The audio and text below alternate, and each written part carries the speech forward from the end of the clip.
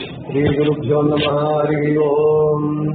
प्रियः पत्ये नित्यागणितगुणमाणिक्यविशदप्रभाजालोल्लासोपहत सकलावद्यतमुदे जगज्जन्मस्तेव प्रलयरचनाशीलवपुषे नमो अशेषाम्नाय स्मृतिहृदयदीप्ताय हरये येन प्रादुरभावि भूमिवलये यस्तारिगोसन्ततिः प्राबोधिश्रुतिपङ्कजम् करुणया प्राकाशितत्वम् परम् स्वान्तम् ध्वंसमनायि साधुनिकरश्चाचारि सन्मार्गः तेन व्यासदिवाकरेण सततम् मास्यासि मे मानसम् मनोजवम् मारुततुल्यवेगम् जितेन्द्रियम् बुद्धिमताम् वरिष्ठम् वातात्मजम् वानरयूथमुख्यम् श्रीरामदूतम् शिरसा नमामि।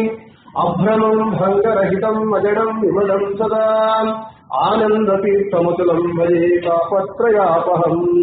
साधिता किल सत्तत्वम् बाधिता किल दुर्मतम् बोधिता किल सन्मार्गम् माधवाक्षयतिम् भजे मिथ्या सिद्धान्त दुर्ध्वान्त विध्वंसन विचक्षणः जयतीर्थाच तरविहीर्भासताम्नो हृतम्बरे काले फलति सुरद्रुः चिन्तामणिरति यातने दाता वर्षति सकलमभीष्टम् दर्शनमात्रः श्रीपादराङ्गुनिः अर्थिकल्पितकल्पोऽयम् वृत्त्यर्थिगजिकेशरि व्यासतीर्थगुरुर्भूया तस्मदिष्टार्थसिद्धये तपो विद्यागिरत्यादि सद्गुणौ ढाकरानहम् वादिराजगुरुन् वन्दे हयग्रीवदयाश्रयान् प्रणमत्कामधेनुम् च भजत्सुरतरूपमम् श्रीभावबोधकृत्पादचिन्तामणिमुपास्महे वङ्गारुकल्पतरगे वादिकैरवभालगे श्रीरामचन्द्रगुरवे नमस्कारुण्यसिन्धवे पूज्याय राघवेन्द्राय सत्यधर्मरताय च भजताम् कल्पवृक्षाय नमताम् कामधेनवे संस्थानरक्षणे शूरान् प्रसन्नान् राघवार्चने प्रणमामि गुरुन् नित्यम् प्रसन्नशूरमाधवान् मन्मनोभीष्टवरदम् सर्वाभीष्टफलप्रदम् पुरन्दरगुरुम् वन्दे दासश्रेष्ठम् दयानिधिम् पृथ्वीमण्डलमध्यस्थाः पूर्णबोधमतानुगाः वैष्णवाः विष्णुहृदयाः तान् नमस्ये गुरून् पुनः आपादमौलिपरिवन्तम् गुरूणाम् आकृतिम् स्मरेत् तेन विघ्नाः प्रणश्यन्ति विद्यन्ति च मनोरथाः। श्रीगुरुभ्यो नमः। हरिः ओम्। जगद्गुರು ಶ್ರೀಮನ್ಮಧ್ವಾಚಾರ್ಯರ ಮೂಲ ಮಹಾಸಂಸ್ಥಾನ ಚತುರ್ವೇದ ಭಾಷ್ಯಾಚಾರ್ಯರಾದಂತಹ ಶ್ರೀಮನ್ ಮಾಧವತೀರ್ಥ ಶ್ರೀಮಠ ಸಂಸ್ಥಾನ ಶ್ರೀ ಆರ್ ಮುರಳಿಯವರ ಮನೆಯಲ್ಲಿ ಕಳೆದ 4-5 ದಿನಗಳಿಂದ ಇದ್ದು ಶ್ರೀರಾಮನವಮಿ ಅಂಗವಾಗಿ ಸಂಸ್ಥಾನದ ಹಿರಿಯ ಪೀಠಾಧಿಪತಿಗಳಿಂದ ರಾಮಾಯಣವನ್ನ ಪ್ರವಚನ ಮಾಡಿಸ್ತಾ ಇದ್ದಾರೆ ಮುರಳಿಯವರು. ಅದರ ಅಂಗವಾಗಿ ಇವತ್ತಿನ ದಿನ ನನ್ನ ಕರೆದು ನೀವು ಒಂದೆರಡು ಮಾತು ಪ್ರವಚನವನ್ನು ಮಾಡಬೇಕು ಅಂತ ಮುರಳಿಯವರು ಕೇಳಿದ್ದಾರೆ. ಈ ಒಂದು ಕಾರ್ಯಕ್ರಮದಲ್ಲಿ ಭಾಗವಹಿಸುವುದು ನನ್ನ ಒಂದು ಭಾಗ್ಯ ಅಂತ ಹೇಳ್ತಾ ಮೊಟ್ಟ ಮೊದಲಿಗೆ ದೀಪಾವಳಿಗಳವರೆಗೆ ನನ್ನ ಸಾಷ್ಟಾಂಗ ಪ್ರಣಾಮಗಳನ್ನು ಸಲ್ಲಿಸಿ ಇಲ್ಲಿ ಬಂದಿರುವಂತಹ ವಿದ್ವಾಂಸರಿಗೂ ಭಕ್ತರಿಗೂ ಎಲ್ಲರಿಗೂ ನನ್ನ ನಮನಗಳನ್ನು ಸಲ್ಲಿಸಿ ರಾಮಾಯಣ ಪ್ರವಚನ ನಡೀತಾ ಇದೆ. ನೀವೆಲ್ಲರೂ ರಾಮಾಯಣವನ್ನು ಕೇಳ್ತಾ ಇದ್ದೀರಿ. ಕಲಿಯುಗದಲ್ಲಿ ನಮಗೆ ಒಂದು ಅತ್ಯಂತ ಸುಲಭವಾದ ಒಂದು ಮಾರ್ಗ ಇದೆ ಭಗವಂತನ ಪದಗಳನ್ನು ಸೇರುವುದಕ್ಕೆ. ಭಾಗವತದಲ್ಲಿ ಶುಕಾಚಾರ್ಯರು ಪರೀಕ್ಷಿತ್ ರಾಜನಿಗೆ ಹೇಳ್ತಾರೆ, ಹೇ ಪರೀಕ್ಷಿತ್ ರಾಜ, ಕಲೆ ದೋಷವಿದೆ ರಾಜನ್ ಅಸ್ತಿಷ್ಯೇತೋ ಮಹಾನ್ ಗುಣಃ ಕೀರ್ತನಾದೇವ ಕೃಷ್ಣಸ್ಯ ಮುಕ್ತಸಂಗ ಪರವ್ರಜೆ ಅಂತೆ. ಈ ಕಲಿಯುಗ ದೋಷಗಳಿಗೆ ನಿಧಿಯಾಗಿದೆ. ಎಲ್ಲಿ ನೋಡಿದರೂ ದೋಷಗಳು, ದೋಷ ಭೂಯಿಷ್ಠವಾಗಿದೆ. ಅನಾಚಾರ, ಅರಾಚಕ, ಕಲಿ ಎಲ್ಲಿ ಸೇರಿದರೆ ಅವನಿಗೆ ಹೆಚ್ಚು ನಾಶ ಮಾಡಲಿಕ್ಕೆ ಅವಕಾಶ ಆಗುತ್ತೋ ಯಾರು ಹೆಚ್ಚು ಪ್ರಭಾವಿ ವ್ಯಕ್ತಿಗಳಾಗಿರ್ತಾರೋ ಅವ್ರು ಅವರಲ್ಲೇ ಸೇರ್ತಾರೆ ನೋಡಿ. ಯಾಕೆ ಅವರಲ್ಲಿ ಸೇರಿಬಿಟ್ಟು ಒಂದು ಮಾತು ಹೇಳಿಸ್ಬಿಟ್ರೆ two birds not at a shot, so many birds at a shot. ಹಾಗೆ ಅವರು ಪ್ರಭಾವಿ ವ್ಯಕ್ತಿಗಳಲ್ಲಿ ಸೇರಿ ಅವನು ಈ ಕಲಿ ಅವನ ಪ್ರಭುತ್ವ, ಅದಕ್ಕೆ ಕಲೆ ದೋಷನಿದೆ ರಾಜನ್, ಕಲಿ ದೋಷಗಳ ನಿಧಿಯಾಗಿದೆ. ಆದರೂ ಒಂದು ಮಹಾಗುಣವಿದಂತೆ ಇದರಲ್ಲಿ ಕಲಿಯುಗದಲ್ಲಿ ಏನು ಅಂತ ಹೇಳಿದ್ರೆ ಕೀರ್ತನಾದೇವ ಕೃಷ್ಣಸ್ಯ ಮುಕ್ತ ಸಂಘ ಪರಂಬ್ರಜೆ. ನೀವು ಕಲಿಯುಗದಲ್ಲಿ ಏನು ಮಾಡಬೇಕಾಗಿಲ್ಲ, ಜಪ ಬೇಡ, ತಪಸ್ಸು ಬೇಡ, ಪೂಜೆ ಬೇಡ, ಏನೇನೂ ಬೇಡ.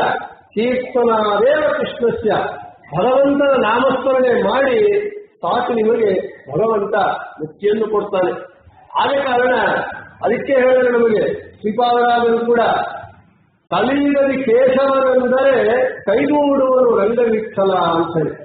ನಮ್ಮ ಕಲಿಯುಗದಲ್ಲಿ ಅಂದ್ರೆ ಮಿಕ್ಕಿದ್ದೆಲ್ಲ ಮಾಡಬಾರದು ಅಂತಲ್ಲ, ಮಿಕ್ಕಿದ್ದೆಲ್ಲ ನೀವು ಎಷ್ಟು ಮಾಡಿದರೂ ಕೂಡ ಎಲ್ಲವೂ ದೋಷ ಭೂಯಿಷ್ಠವಾಗಿರುತ್ತೆ. ನಾಮಸ್ಮರಣೆ ಏನೂ ಕಷ್ಟಪಡಬೇಕಾಗಿಲ್ಲ, ಯಾರ ಸಹಾಯವೂ ಮಾಡಬೇಕಾಗಿಲ್ಲ. ರಾಮ, ಕೃಷ್ಣ, ಅಚ್ಯುತ, ಗೋವಿಂದ, ಅನಂತ 10 ನಾಮದ ಒಡೆಯ ಅವನು. 1000 ನಾಮಗಳು, ಏನು ನಾಮ ನಿಮ್ಗೆ ಯಾವ ಇಷ್ಟನಾಮವೋ ಆ ಇಷ್ಟನಾಮವನ್ನು ನೀವು ಸ್ಮರಿಸ್ತಾ ಇರಲಿ ಅಂತ ಹೇಳ್ತಾ ಇದ್ದಾರೆ. ಅದರಲ್ಲಿ ಭಗವಂತನ ಅನಂತಾನಂತ ನಾಮಗಳು ಒಂದಲ್ಲ ಎರಡಲ್ಲ. ರಾಮನಾಮ ಅದರಲ್ಲೂ ಒಂದು. ರಾಮ ಭಗವಂತ ದುಷ್ಟ ಶಿಕ್ಷಣೆಗಾಗಿ, ಶಿಷ್ಟ ಸಂರಕ್ಷಣೆಗಾಗಿ 10 ಅವತಾರಗಳಲ್ಲಿ ರಾಮನಾಗಿ ಅವತಾರವನ್ನು ಮಾಡಿದ್ದಾನೆ. ನಾನು ಇವತ್ತಿನ ದಿನ ರಾಮನಾಮದ ಮಹಿಮೆಯನ್ನ ಹೇಳಲಿಕ್ಕೆ ಪ್ರಯತ್ನವನ್ನು ಮಾಡ್ತೇನೆ. ಇಲ್ಲಿ ರಾಮ ಶಬ್ದವೇ ರಮಯತೀತಿ ರಾಮ. ರಾಮ ಎಲ್ಲರಿಗೂ ಆಹ್ಲಾದವನ್ನು ಉಂಟು ಮಾಡ್ತಾನಾದ ಕಾರಣ ಅವನಿಗೆ ರಾಮ ಅಂತ ಹೆಸರಾಗಿದೆ. ಅಷ್ಟೇ ಅಲ್ಲ, ನೋಡ್ರಿ, ರಾಮಯ್ಯನೋ ಇದು ಮತ್ತು ಇನ್ನೊಂದು ರಸ್ಯ ಅಮಸ್ಯ ಇತಿ ರಾಮ. ಅಂದ್ರೆ ಆನಂದ ಸ್ವರೂಪನೂ ಆಗಿದ್ದಾನೆ, ಅಪರಿಮಿತನೂ ಆಗಿದ್ದಾನೆ. ಆದ ಕಾರಣ ಅವನಿಗೆ ರಾಮ ಅಂತ ಹೆಸರು. ಸಕಲ ಲೋಕಕ್ಕೂ ಜಗತ್ತಿಗೂ ಆನಂದವನ್ನು ಉಂಟು ಮಾಡ್ತಾನಾದ ಕಾರಣ ಅವನಿಗೆ ರಾಮ ಅಂತ ಹೆಸರು. ಇನ್ನು ಹೇಳ್ತಾರೆ, ಅವನಿಗೆ ಸಂಗ್ರಹರಾಮಾಯಣದಲ್ಲಿ ಬರುತ್ತೆ, ಅವನಿಗೆ ರಾಮ ಅಂತ ಯಾಕೆ ಹೆಸರು ಬಂತು ಅಂತ ಹೇಳಿ. ನಿತ್ಯಂ ರಮಾಭಿ ಸಂಬಂಧಾದ್ದಾರಂ ಶ್ರೀಸ್ತಸ್ಯ ಹೇತಿ ರೀತಿ ಇತಿವ ರಾಮಾಯಣ ಹೃದಯಭಾವಾದ್ವಾರಾಂ ತಂ ಸಜ್ಜನಾಗಿದುಹು ಅಂತ ಹೇಳ್ತಾರೆ. ರಾಮ ಶಬ್ದಕ್ಕೆ ರಾ ಬಾನೆ ಮತ್ ಲಕ್ಷ್ಮೀ ಅಂತೇಳಿ. ಅಂದ್ರೆ ಯಾವಾಗಲೂ ಭಗವಂತ ಲಕ್ಷ್ಮೀದೇವಿಯಲ್ಲಿ ಅಭಿರತಿಯಾಗಿರ್ತಾನೆ. ಲಕ್ಷ್ಮೀದೇವಿ ರಾ ಅಂದ್ರೆ ದಾನ ಅಂತ. ಲಕ್ಷ್ಮೀದೇವಿ ತನ್ನನ್ನು ತಾನೇ ದಾನವಾಗಿ ಕೊಟ್ಟುಕೊಂಡು ಭಗವಂತನ ಒಂದು ವಕ್ಷಸ್ಥಲದಲ್ಲಿ ಆಕೆ ವಾಸ ಮಾಡಿಕೊಂಡಿದ್ದಾಳೆ. ಅಂದ್ರೆ ಏನು ಲಕ್ಷ್ಮೀ ಅವಿಭಕ್ತ ಕುಟುಂಬಿನಿಯಾದಂತಹ ಅಕ್ಷರ ತತ್ವಳಾದಂತಹ ಲಕ್ಷ್ಮೀದೇವಿ ತನ್ನನ್ನು ತಾನು ಭಗವಂತನಿಗೆ ಭಗವಂತನ ವಕ್ಷಸ್ಥಲದಲ್ಲಿ ಆಕೆ ವಾಸ ಮಾಡಿಕೊಂಡಿದ್ದಾಳೆ. ಆದ ಕಾರಣ ಅವನಿಗೆ ರಾಮ ಅಂತ ಹೆಸರು. ರಾಮ ಶಬ್ದ ಅತ್ಯಂತ ಅವನಿಗೆ ಸಾರ್ಥಕ ನಾಮಧೇಯವಾಗಿದೆ. ಇವಾಗ ಭಗವಂತನಿಗೆ ನಾಮಗಳೆಲ್ಲವೂ ಕೂಡ ಸಾರ್ಥಕವಾಗಿರುತ್ತೆ. ನಮ್ಮ ನಾಮಗಳೆಲ್ಲ ಸಂಕೇತ ನಾಮಗಳಷ್ಟೇ, ನಮಗೆ ಸಾರ್ಥಕ ನಾಮಗಳಲ್ಲ. ನಾವು ಒಬ್ಬನಿಗೆ ರಾಮಚಂದ್ರ ರಾವ್ ಅಂತ ಹೆಸರಿಟ್ಟಿರ್ತಾರೆ, ಅವನಿಗೆ 3 ಜನ ಹೆಂಡತಿಯರಿರ್ತಾರೆ. ಕೇವಲ ಇದು ಸಂಕೇತ ನಾಮಗಳು ನಮ್ಮದು. ಆದರೆ ಭಗವಂತ ಸಾರ್ಥಕ ನಾಮನಾಗಿದ್ದಾನೆ. ರಾಮ ಶಬ್ದ ಅತ್ಯಂತ ಅವನು ರಾಮನ ನೋಡಿದರೆ ಏನೋ ಆನಂದ, ಅವನ ನೋಡಿದ ಕೂಡಲೇ ಆಹ್ಲಾದ ಉಂಟಾಗತ್ತೆ. ಅದೇ ರಾವಣನ ತಗೊಳ್ರಿ ನೀವು, ಅವನ ಹೆಸರು ನೋಡಿ ರಾವಣ ಶಬ್ದಕ್ಕೆ ರೌತೀತಿ ರಾವಣ. ಅವನು ಅಳತಾ ಇದ್ದಂತೆ, ಯಾವಾಗ ಅಳತಾ ಇದ್ದಾಗ ಅವನು ರಾವಣ ಅಂತ ಹೆಸರು.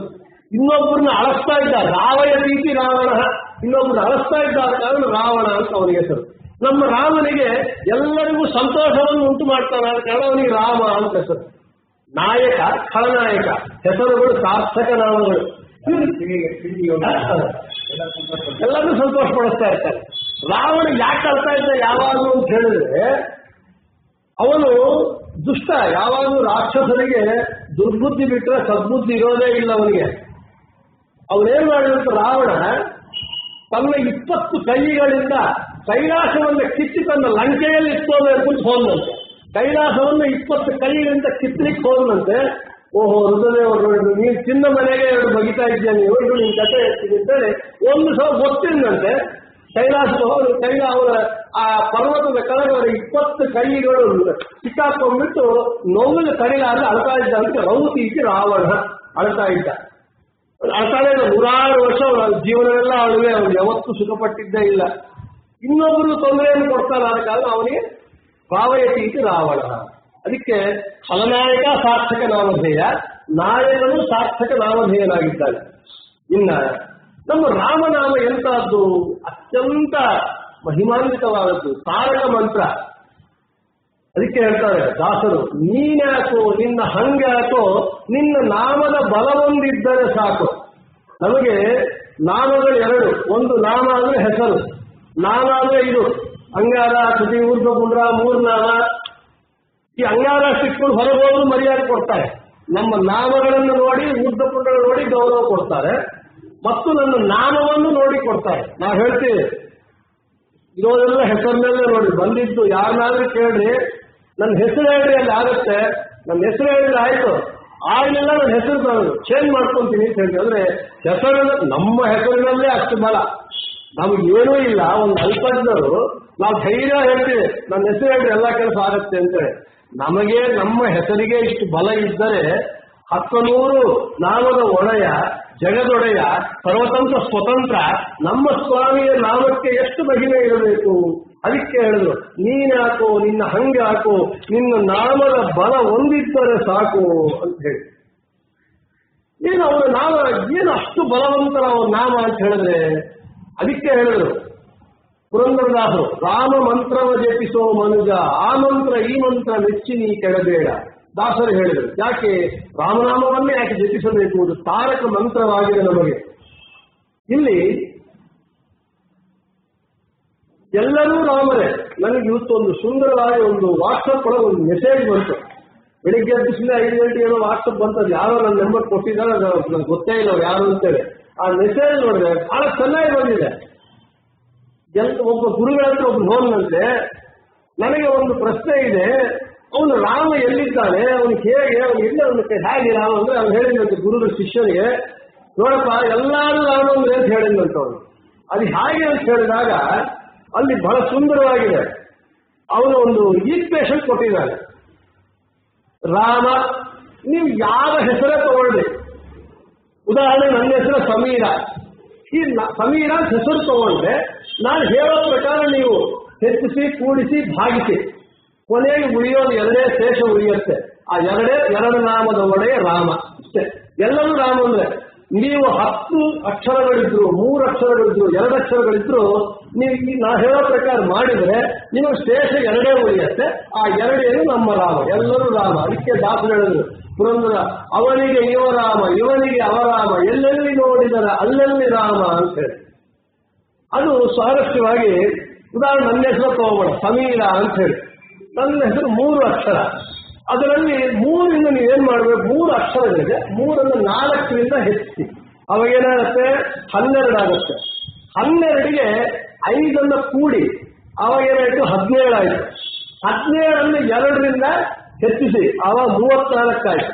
34ನ 8ರಿಂದ ಭಾಗಿಸಿ, 8 ಹಾಕಿ 32 ಹೋದ್ರೆ 32 ಶೇಷ, ಅದೇ ರಾಮ ಅಂತ ಹೇಳ್ತಾರೆ. ಇದು ನೀವು ಅವರು ಎಲ್ಲ ಒಂದಲ್ಲ, ಒಂದು 10 ಹೆಸರುಗಳು ಕೊಟ್ಟಿದ್ದು. ನಾನು 10 ಹೆಸರು ಲೆಕ್ಕ ಹಾಕಿ ನೋಡಿದೆ. ಈ ಹೆಚ್ಚಿ ಕೂಡಿಸಿ ಮಾಡಿಬಿಟ್ರೆ ಎಲ್ಲ 2 ಬರುತ್ತೆ, ಅದೇ ರಾಮ ರಾಮ ರಾಮ ಅಂತ ಹೇಳಿದೆ ಸುಂದರವಾಗಿ. ಇಲ್ಲಿ ಪ್ರಶ್ನೆ ಮತ್ತು, ಯಾಕೆ 4ರಿಂದ ಯಾಕೆ ಹೆಚ್ಚಿಸಬೇಕು, 2ರಿಂದ 5 ಯಾಕೆ ಕೂಡಬೇಕು, 2ರಿಂದ ಹೆಚ್ಚಿಸಬೇಕು, 8ರಿಂದ ಯಾಕೆ ಭಾಗಿಸಬೇಕು ಅಂತ ಇಲ್ಲಿ ತತ್ವ ಆಗಿದೆ. ಸುಮ್ಮನೆ ಏನೋ ಒಂದು ಮ್ಯಾಥ್ಸ್ ಈಕ್ವೇಷನ್, ಮ್ಯಾಥ್ಸ್ ಫಾರ್ಮುಲಾ ಅಲ್ಲ ಇದೆ. 4ರಿಂದ ಹೆಚ್ಚಿಸ್ಬೇಕು. ನಮ್ಮ ಹೆಸರು 3 ಅಕ್ಷರ, 3ರಿಂದ 4ರಿಂದ ಹೆಚ್ಚು. ಯಾಕೆಂದ್ರೆ ಚತುರ್ವಿಧ ಪುರುಷಾರ್ಥಗಳು, ಧರ್ಮ ಅರ್ಥ ಕಾಮ ಮೋಕ್ಷ, ನಾವೆಲ್ಲ ಒದ್ದಾಡೋದಕ್ಕೆ ನಮ್ಮ ಜೀವನದಲ್ಲಿ ಈ ಚತುರ್ವಿಧ ಪುರುಷಾರ್ಥಗಳಿಗಾಗಿ ಒದ್ದಾಡ್ತೀವಿ. ಅದಕ್ಕೆ 4ರಿಂದ ನಿಮ್ಮ 3 ಅಕ್ಷರಗಳನ್ನು ಹೆಚ್ಚಿಸಿದಾಗ 12 ಆಗುತ್ತೆ. 5ಅನ್ನು ಕೂಡಿ ಅಂತಂದ್ರು. ನಮ್ಮ ದೇಹ ಪಂಚತತ್ವಗಳಿಂದ ಕೂಡಿಕೊಂಡಿದೆ. ಪೃಥ್ವಿ ತೇಜೋ ವಾಯು ಆಕಾಶ. ಆದ ಕಾರಣ 5 ಸೇರಿಸಿ ಅಂತಂದ್ರು. ಮತ್ತು ಆವಾಗ ಏನಾಯ್ತು, 12 + 15 17 ಆಯ್ತು. 2ರಿಂದ ಹೆಚ್ಚಿಸಿ ಅನ್ನೋದು. ಮತ್ತು 2ರಿಂದ ಯಾಕೆ ಹೆಚ್ಚಿಸಬೇಕು ಅಂದ್ರೆ, ನಮ್ಮ ಈ ಜಗತ್ತು ಯಾವರಿಂದ ನಡೀತಾ ಇದೆ, ಭಗವಂತ ಅವನು ನಿಮಿತ್ತ ಕಾರಣ, ಪ್ರಕೃತಿ ಮಾಯ ಉಪಾದಾನ ಕಾರಣ. ಆದ ಕಾರಣ ನಮ್ಮ ತತ್ವವಂತು ಸ್ವತಂತ್ರ ಅಸ್ವತಂತ್ರಂತ ದ್ವಿವಿಧಂ ತತ್ವಮಿಷ್ಯತೆ. ಸ್ವತಂತ್ರ ತತ್ವ ಭಗವಂತ, ಅಸ್ವತಂತ್ರ ತತ್ವ ಪ್ರಕೃತಿ. ಭಗವಂತ ಪ್ರಕೃತಿ ಸೇರಿದಾಗ ಮಾತ್ರ ಈ ಜಗತ್ತು ಸೃಷ್ಟಿಯಾಗ್ತಾ ಇದೆ. ಆದ ಕಾರಣ 2ರಿಂದ ಹೆಚ್ಚಿಸಿದಾಗ 34 ಆಯ್ತು. ಮತ್ತು 34ಕ್ಕೆ 8ರಿಂದ ಭಾಗಿಸಿ ಅಂತಂದ್ರು. ಯಾಕೆ ಭಾಗಿಸಿ? 8ರಿಂದ ಯಾಕೆ ಭಾಗಿಸಬೇಕು ಅಂತ ಹೇಳಿದ್ರೆ, ನಮ್ಮ ಜೀವನದಲ್ಲಿ ನಮಗೆ ಅಷ್ಟಮದಗಳಿವೆ. ನಾವು ಎಲ್ಲರಿಗೂ ಅಷ್ಟಮದಗಳು. ಏನು ಅಷ್ಟಮದಗಳು ಏನು ಅಂತ ಹೇಳಿದ್ರೆ, ಅದೇ ನಾವು ಹೇಳ್ತೇವೆ, ಅನ್ನಮದ, ಅರ್ಥಮದ, ವೈಭವ ಮದ, ಪ್ರಾಯದ ಮದ, ರೂಪ ಮದ, ತನು ಸತ್ವ ಮದ, ಧಾತ್ರಿ ವಶದ ಮದ, ನನಗೆ ಎದುರಾಳಿಗಳಿಲ್ಲ ಎಂಬುವ ಮದ. ಈ 8 ಮದಗಳಿಂದ ನಾವು ಬೀಗ್ತಾ ಇದ್ದೇವೆ ನಮ್ಮ ಜೀವನದಲ್ಲಿ. ಈ 8ರಿಂದ ನೀವು ಭಾಗಿಸಿದಾಗ 8 × 4 = 32 ಹೋದ್ರೆ 2 ಉಳಿಯುತ್ತೆ. ಅದೇ ಶೇಷ. 2 ಉಳಿದಾಗ ಅದೇ ಯದಕ್ಷರ ನಾಮದ ಒಡೆಯ ನಮ್ಮ ರಾಮ. ಆದ ಕಾರಣ ರಾಮ ಮಂತ್ರವನ್ನು ನೀವು ಜಪಿಸಿ. ಅಂದ್ರೆ ಸರ್ವತ್ರ ಎಲ್ಲರನ್ನೂ ಭಗವಂತನನ್ನ ಕಾಣಬೇಕು ಅಂತ ಒಂದು ಚಿಂತನಾ ಕ್ರಮ. ಇದು ಒಂದು ಸುಂದರವಾಗಿ ಈ ಒಂದು ಮೆಸೇಜ್ ಬಹಳ ನಮ್ಮ ತತ್ವಕ್ಕೆ ಅವ್ರು ಇನ್ಯಾವುದೇ ಹೇಳಿದ್ರು, ನಾನು ನಮ್ಮ ತತ್ವಕ್ಕೆ ಸಮನ್ವಯ ಮಾಡಿದ್ದೀನಿ. ಇನ್ನೇನೋ ಬೇರೆ ಹೇಳಿದ್ರು, ನಾನು ನಮ್ಮ ಮಾರ್ಗ ತತ್ವಕ್ಕೆ ಸೇರಿಸಿ ಇದು ರಾಮ ರಾಮ ಎಲ್ಲರೂ ರಾಮ. ಅಂದ್ರೆ ನಿಮ್ಮ ಹೆಸರು ಬೇಕಾದ್ರೆ ನೀವು ಗುಣಿಸ್ಕೊಂಡು ಭಾಗಿಸಿ ನೋಡಿ, ನಿಮಗೆ 2 ಬರುತ್ತೆ ಶೇಷ. ಆ 2 ರಾಮ ಆಗುತ್ತೆ. ರಾಮ ಮಂತ್ರವನ್ನು ಜಪಿಸಿರಿ ಅಂತ ಹೇಳ್ತಾ ಇದ್ದಾರೆ. ಇಲ್ಲಿ ಇನ್ನು ಇದನ್ನ ಶಾಸ್ತ್ರಕ್ಕೆ ಸಮನ್ವಯ ಮಾಡಿದಾಗ ಇನ್ನು ಒಂದು ಆ 2 ರಾಮ, ರಾಮನ ಅಕ್ಷರ 2, ಆ 2 ಮತ್ತು ನಾವು ತತ್ವಕ್ಕೆ ಅದನ್ನು ಸಮನ್ವಯ ಮಾಡಿದಾಗ ಹುಟ್ಟೇವೆ. ಜೀವ ಹುಟ್ತಾರೆ ಅಂದ್ರೆ ದೇಹ ಬರುತ್ತೆ. ಹುಟ್ಟೋದು ಅಂದ್ರೆ ಹುಟ್ಟಿದಾಗ ಅವನಳ್ತಾನೆ. ಹುಟ್ಟಿದ ಕೂಸು ಅಳದೇ ಇದ್ರೆ ಹೊರಗೆಲ್ಲಾರು, ಆಸ್ಪತ್ರೆ ಹೊರಗೆಲ್ಲಾರು ಅಳ್ತಾರೆ. ಅವನು ಹತ್ತಾರೆ, ಇವನು ನಗಿತಾರೆ. ಹುಟ್ಟಿದಾಗ ಮಗು ಅಳ್ತಾನೆ, ಜೀವ ಅಳ್ತಾನೆ. ಸತ್ತಾಗ ಅವನು ಅಳೋದಿಲ್ಲ, ಉಳಿದವರೆಲ್ಲ ಅಳ್ತಾರೆ. ಹುಟ್ಟಿದಾಗ ಮಗು ಅಳ್ತಾನೆ, ಸತ್ತಾಗ ಸಂಬಂಧಿಕರು ಅಳ್ತಾರೆ. ಹುಟ್ಟಿದಾಗ ಬರೆಯವರಿಗೆ ಬರ್ತಾರೆ, ವಸ್ತ್ರ ಉಡಿಸ್ತಾರೆ. ಮಡಿದಾಗ ಇದ್ದ ವಸ್ತ್ರವನ್ನು ತೆಗಿತಾರೆ. ಮತ್ತು ಇದೆಲ್ಲ ಯಾಕೆ ಹೇಳ್ತಾರೆ ಅಂದ್ರೆ, ಬಂದು 2ಕ್ಕೆ ಬರಬೇಕು. ಇದೆಲ್ಲ ತತ್ವಕ್ಕೆ ನಮ್ಮ ಜೀವನದಲ್ಲಿ ನಾವು ಅಳವಡಿಸಿಕೊಳ್ಬೇಕಾದದ್ದು. ಇನ್ನ ಹುಟ್ಟಿದಾಗ 100 ಹೆಸರಿಡಬೇಕು. ಏನು ಹೆಸರಿಡಬೇಕು? ವಿಷ್ಣು ಸಹಸ್ರನಾಮ ತೆಗಿತೀವಿ, ಅದು ತೆಗಿತೀವಿ, ತೆಗೆದು 108 ನಾಮಗಳು ಹುಡುಕ್ತೀವಿ. ಹುಡುಕಿ ಯಾವುದೋ ಒಂದು ಹೆಸರಿಡ್ತೀವಿ, ನಮ್ಗೆ ಇಷ್ಟ ಬಂದ ಹೆಸರು. ಮಡಿದಾಗ ಯಾವ ಹೆಸರು ಇಷ್ಟ ಹೆಸರೇ ಕರೆಯೋದಿಲ್ಲ, ಹೇಳ ಅಂತ ಹೇಳ್ತಾರೆ. ಒಂದೇ ನಾಮ. ಕರ್ಣಾಭಿಮಾನಿ ಸುರನು ದೇಹವ ಬಿಡಲು ಕುರುಡ ಕಿವುಡ ಮೂಕನೆಂದೆನಿಸುವ ಪರಮ ಮುಖ್ಯ ಪ್ರಾಣ ತೊಲಗಲ ದೇಹವನ್ನು ಅದಕ್ಕೆ ಕ್ಷಣವೆಂದು ಪೇಳುವರು ಬುಧ ಜನ. ಅಲ್ಲಿ ಬರುವವರು ಪ್ರೈಮ್ ಮಿನಿಸ್ಟರ್ ಆಫ್ ಇಂಡಿಯಾ ಆಗಲಿ, ಪ್ರೆಸಿಡೆಂಟ್ ಆಫ್ ಅಮೆರಿಕಾ ಆದರೂ ಕೂಡ ಅವನ ಹೆಸರು ಕೇಳೋದಿಲ್ಲ. ಒಂದೇ ಒಂದೇ ಹೆಸರು ಹೇಳ್ತಾರೆ ಮಡಿದಾಗ. ಇನ್ನ ಹುಟ್ಟಿದಾಗ ಬರೇ ಕೈಯಿಂದ ಬರ್ತಾನೆ. ಹುಟ್ಟಿದ ಮೇಲೆ 2 ಕೈಯಿಂದ ಸಂಪಾದನೆ ಮಾಡ್ತಾನೆ. ಸಂಪಾದನೆ ಮಾಡಿದ ನಂತರ ಹೋಗುವಾಗ ಏನು ತಗೊಂಡು ಹೋಗಲ್ಲ, ಎಲ್ಲ ಬಿಟ್ಟು ಹೋಗ್ತಾನೆ. ಆದ್ರೆ 2 ಮಾತ್ರ ತಗೊಂಡು ಹೋಗ್ತಾನಂತೆ. ಯಾವುದಂದ್ರೆ ಪಾಪ ಪುಣ್ಯ. ತಾನು ಮಾಡಿದ ಪಾಪ ಪುಣ್ಯಗಳು 2 ಮಾತ್ರ ತಗೊಂಡು ಹೋಗ್ತಾನೆ. ಈ ಜೀವನದಲ್ಲಿ ನಾವು 2 ತಗೊಂಡು ಹೋಗ್ತೀವಿ, ಬೇಡ ಅಂದ್ರೂ ತಗೊಂಡು ಹೋಗ್ತೀವಿ. ಇನ್ನು ಮಿಕ್ಕಿದ್ ಯಾವ್ದು ಬೇಕು ಅಂದ್ರೂ ತಗೊಂಡು ಹೋಗ್ಲಿಕ್ಕೆ ಆಗಲ್ಲ. ಆದ್ರೆ ಈ 2 ತಗೊಂಡು ಹೋಗುವಾಗ ನಾವು ಪುಣ್ಯವನ್ನು ಮಾತ್ರ ತಗೊಂಡು ಹೋದ್ರೆ ನಮಗೆ ಮುಂದೆ ಒಳ್ಳೆಯದಾಗತ್ತೆ. ಆದ ಕಾರಣ ಪುಣ್ಯವನ್ನು ಮಾತ್ರ ತಗೊಂಡು ಹೋಗ್ಬೇಕು ಅಂತ ಹೇಳಿದ್ರೆ ನಾವು ಜೀವನದಲ್ಲಿ 2 ಬಿಡಬೇಕು. ಯಾವುದು? ಅಹಂಕಾರ, ಮಮಕಾರ. 2 ಬಿಟ್ರೆ ನಮಗೇನಾಗುತ್ತೆ? 2 ನಮಗೆ ಆ ಪುಣ್ಯ ಪಾಪಗಳು ಬರುತ್ತೆ, ಪುಣ್ಯ ಮಾತ್ರ ಬರುತ್ತೆ. ಅಹಂಕಾರ ಮಮಕಾರಗಳು ನಾವು ಹಾಳಾಗ್ತಾ ಇರೋದು ಈ ಅಹಂಕಾರ ಮಮಕಾರದಿಂದಲೇ. ಅಹಂ ನಾನು, ನಾನು ನಾನು ನನ್ನದು, ನಾನು ನನ್ನದು. ಇದು 2 ಬಿಟ್ಟಾಗ ಏನಾಗುತ್ತೆ? ನಮಗೆ ಆ ಪುಣ್ಯ ಹೆಚ್ಚಾಗುತ್ತೆ. ಪುಣ್ಯ ಬಂದಾಗ ಇದೆಲ್ಲ ಬರಬೇಕು ಅಂತ ಹೇಳಿದ್ರೆ ಈ ಸಂಸಾರದಲ್ಲಿ ನಾವೇನ್ ಮಾಡಬೇಕು? ರಾಮ ಮಂತ್ರವನ್ನ, 2 ಅಕ್ಷರಗಳ ನಾಮವಾದಂತಹ ರಾಮ ಮಂತ್ರವನ್ನು ನಾವು ಜಪಿಸಿದಾಗ ಮಾತ್ರ ನಮಗೆ ಈ ಸಂಸಾರದಿಂದ ಬಿಡುಗಡೆ ಆಗತ್ತೆ. ಈ 4 ಹೆಚ್ಚಿಸಬೇಕು, 5 ಕೂಡಬೇಕು, 2 ಹೆಚ್ಚಿಸಬೇಕು, 8 ಭಾಗಿಸಬೇಕು. ಏನು ಅಂತ ಹೇಳಿದ್ರೆ ಈ ಸಂಸಾರದಲ್ಲೇ ಲೆಕ್ಕಾಚಾರಗಳೆಲ್ಲ ಹೆಚ್ಚಿಸೋದು, ಕೂಡಿಸೋದು, ಭಾಗಿಸೋದು ಇವೆಲ್ಲ ಮಾಡ್ತೀವಿ. ಆದ ಕಾರಣ ಈ ಸಂಸಾರದಿಂದ ನಾವು ಹೊರಗೆ ಬೀಳಬೇಕಾಗಿದ್ದರೆ ರಾಮ ಮಂತ್ರವನ್ನು ಜಪಿಸಬೇಕು. ರಾಮ ಮಂತ್ರ ಒಂದೇ ನಮಗೆ ತಾರಕ ಮಂತ್ರ. ಅದೇ ಹೇಳ್ತಾರೆ ಅಗಸ್ತ್ಯ ಸಂಹಿತೆಯಲ್ಲಿ, ಸಂಸಾರಾರ್ಣ ಸಂವತ್ಸರಂ ನರಂ ಯಸ್ಮಾ ಯತ್ತಾರಯೇ ಮನುಃ ತಯೇವ ತಾರಕಸ್ತತ್ರ ರಾಮಮಂತ್ರ ಪ್ರಕಕ್ಷ್ಯತೆ ರಾಮನಾಮಾತ್ ಪರೋ ಮಂತ್ರೋ ನ ಭೂತೋ ನ ಭವಿಷ್ಯತಿ. ಸಂಸಾರ ಸಾಗರದಿಂದ ಮನುಷ್ಯನನ್ನ ಹೊರಗೆ ಹಾಕಬೇಕಾಗಿದೆ ರಾಮ ಮಂತ್ರ ಒಂದೇ ನಮಗೆ ತಾರಕ ಮಂತ್ರ. ಬಿಟ್ಟರೆ ಇನ್ನು ಯಾವ ಮಂತ್ರ ಇಲ್ಲ. ರಾಮ ಮಂತ್ರಕ್ಕೆ ಮಿಗಿಲಾದ ಮಂತ್ರ ಹಿಂದೆ ಇಲ್ಲ, ಇವಾಗಿಲ್ಲ, ಮುಂದೆ ಇಲ್ಲ. ಅಭೂತೋ ನ ಭವಿಷ್ಯತಿ. ಅಂತಹ ರಾಮ ಮಂತ್ರವನ್ನು ನಾವು ಜಪಿಸಲೇಬೇಕು.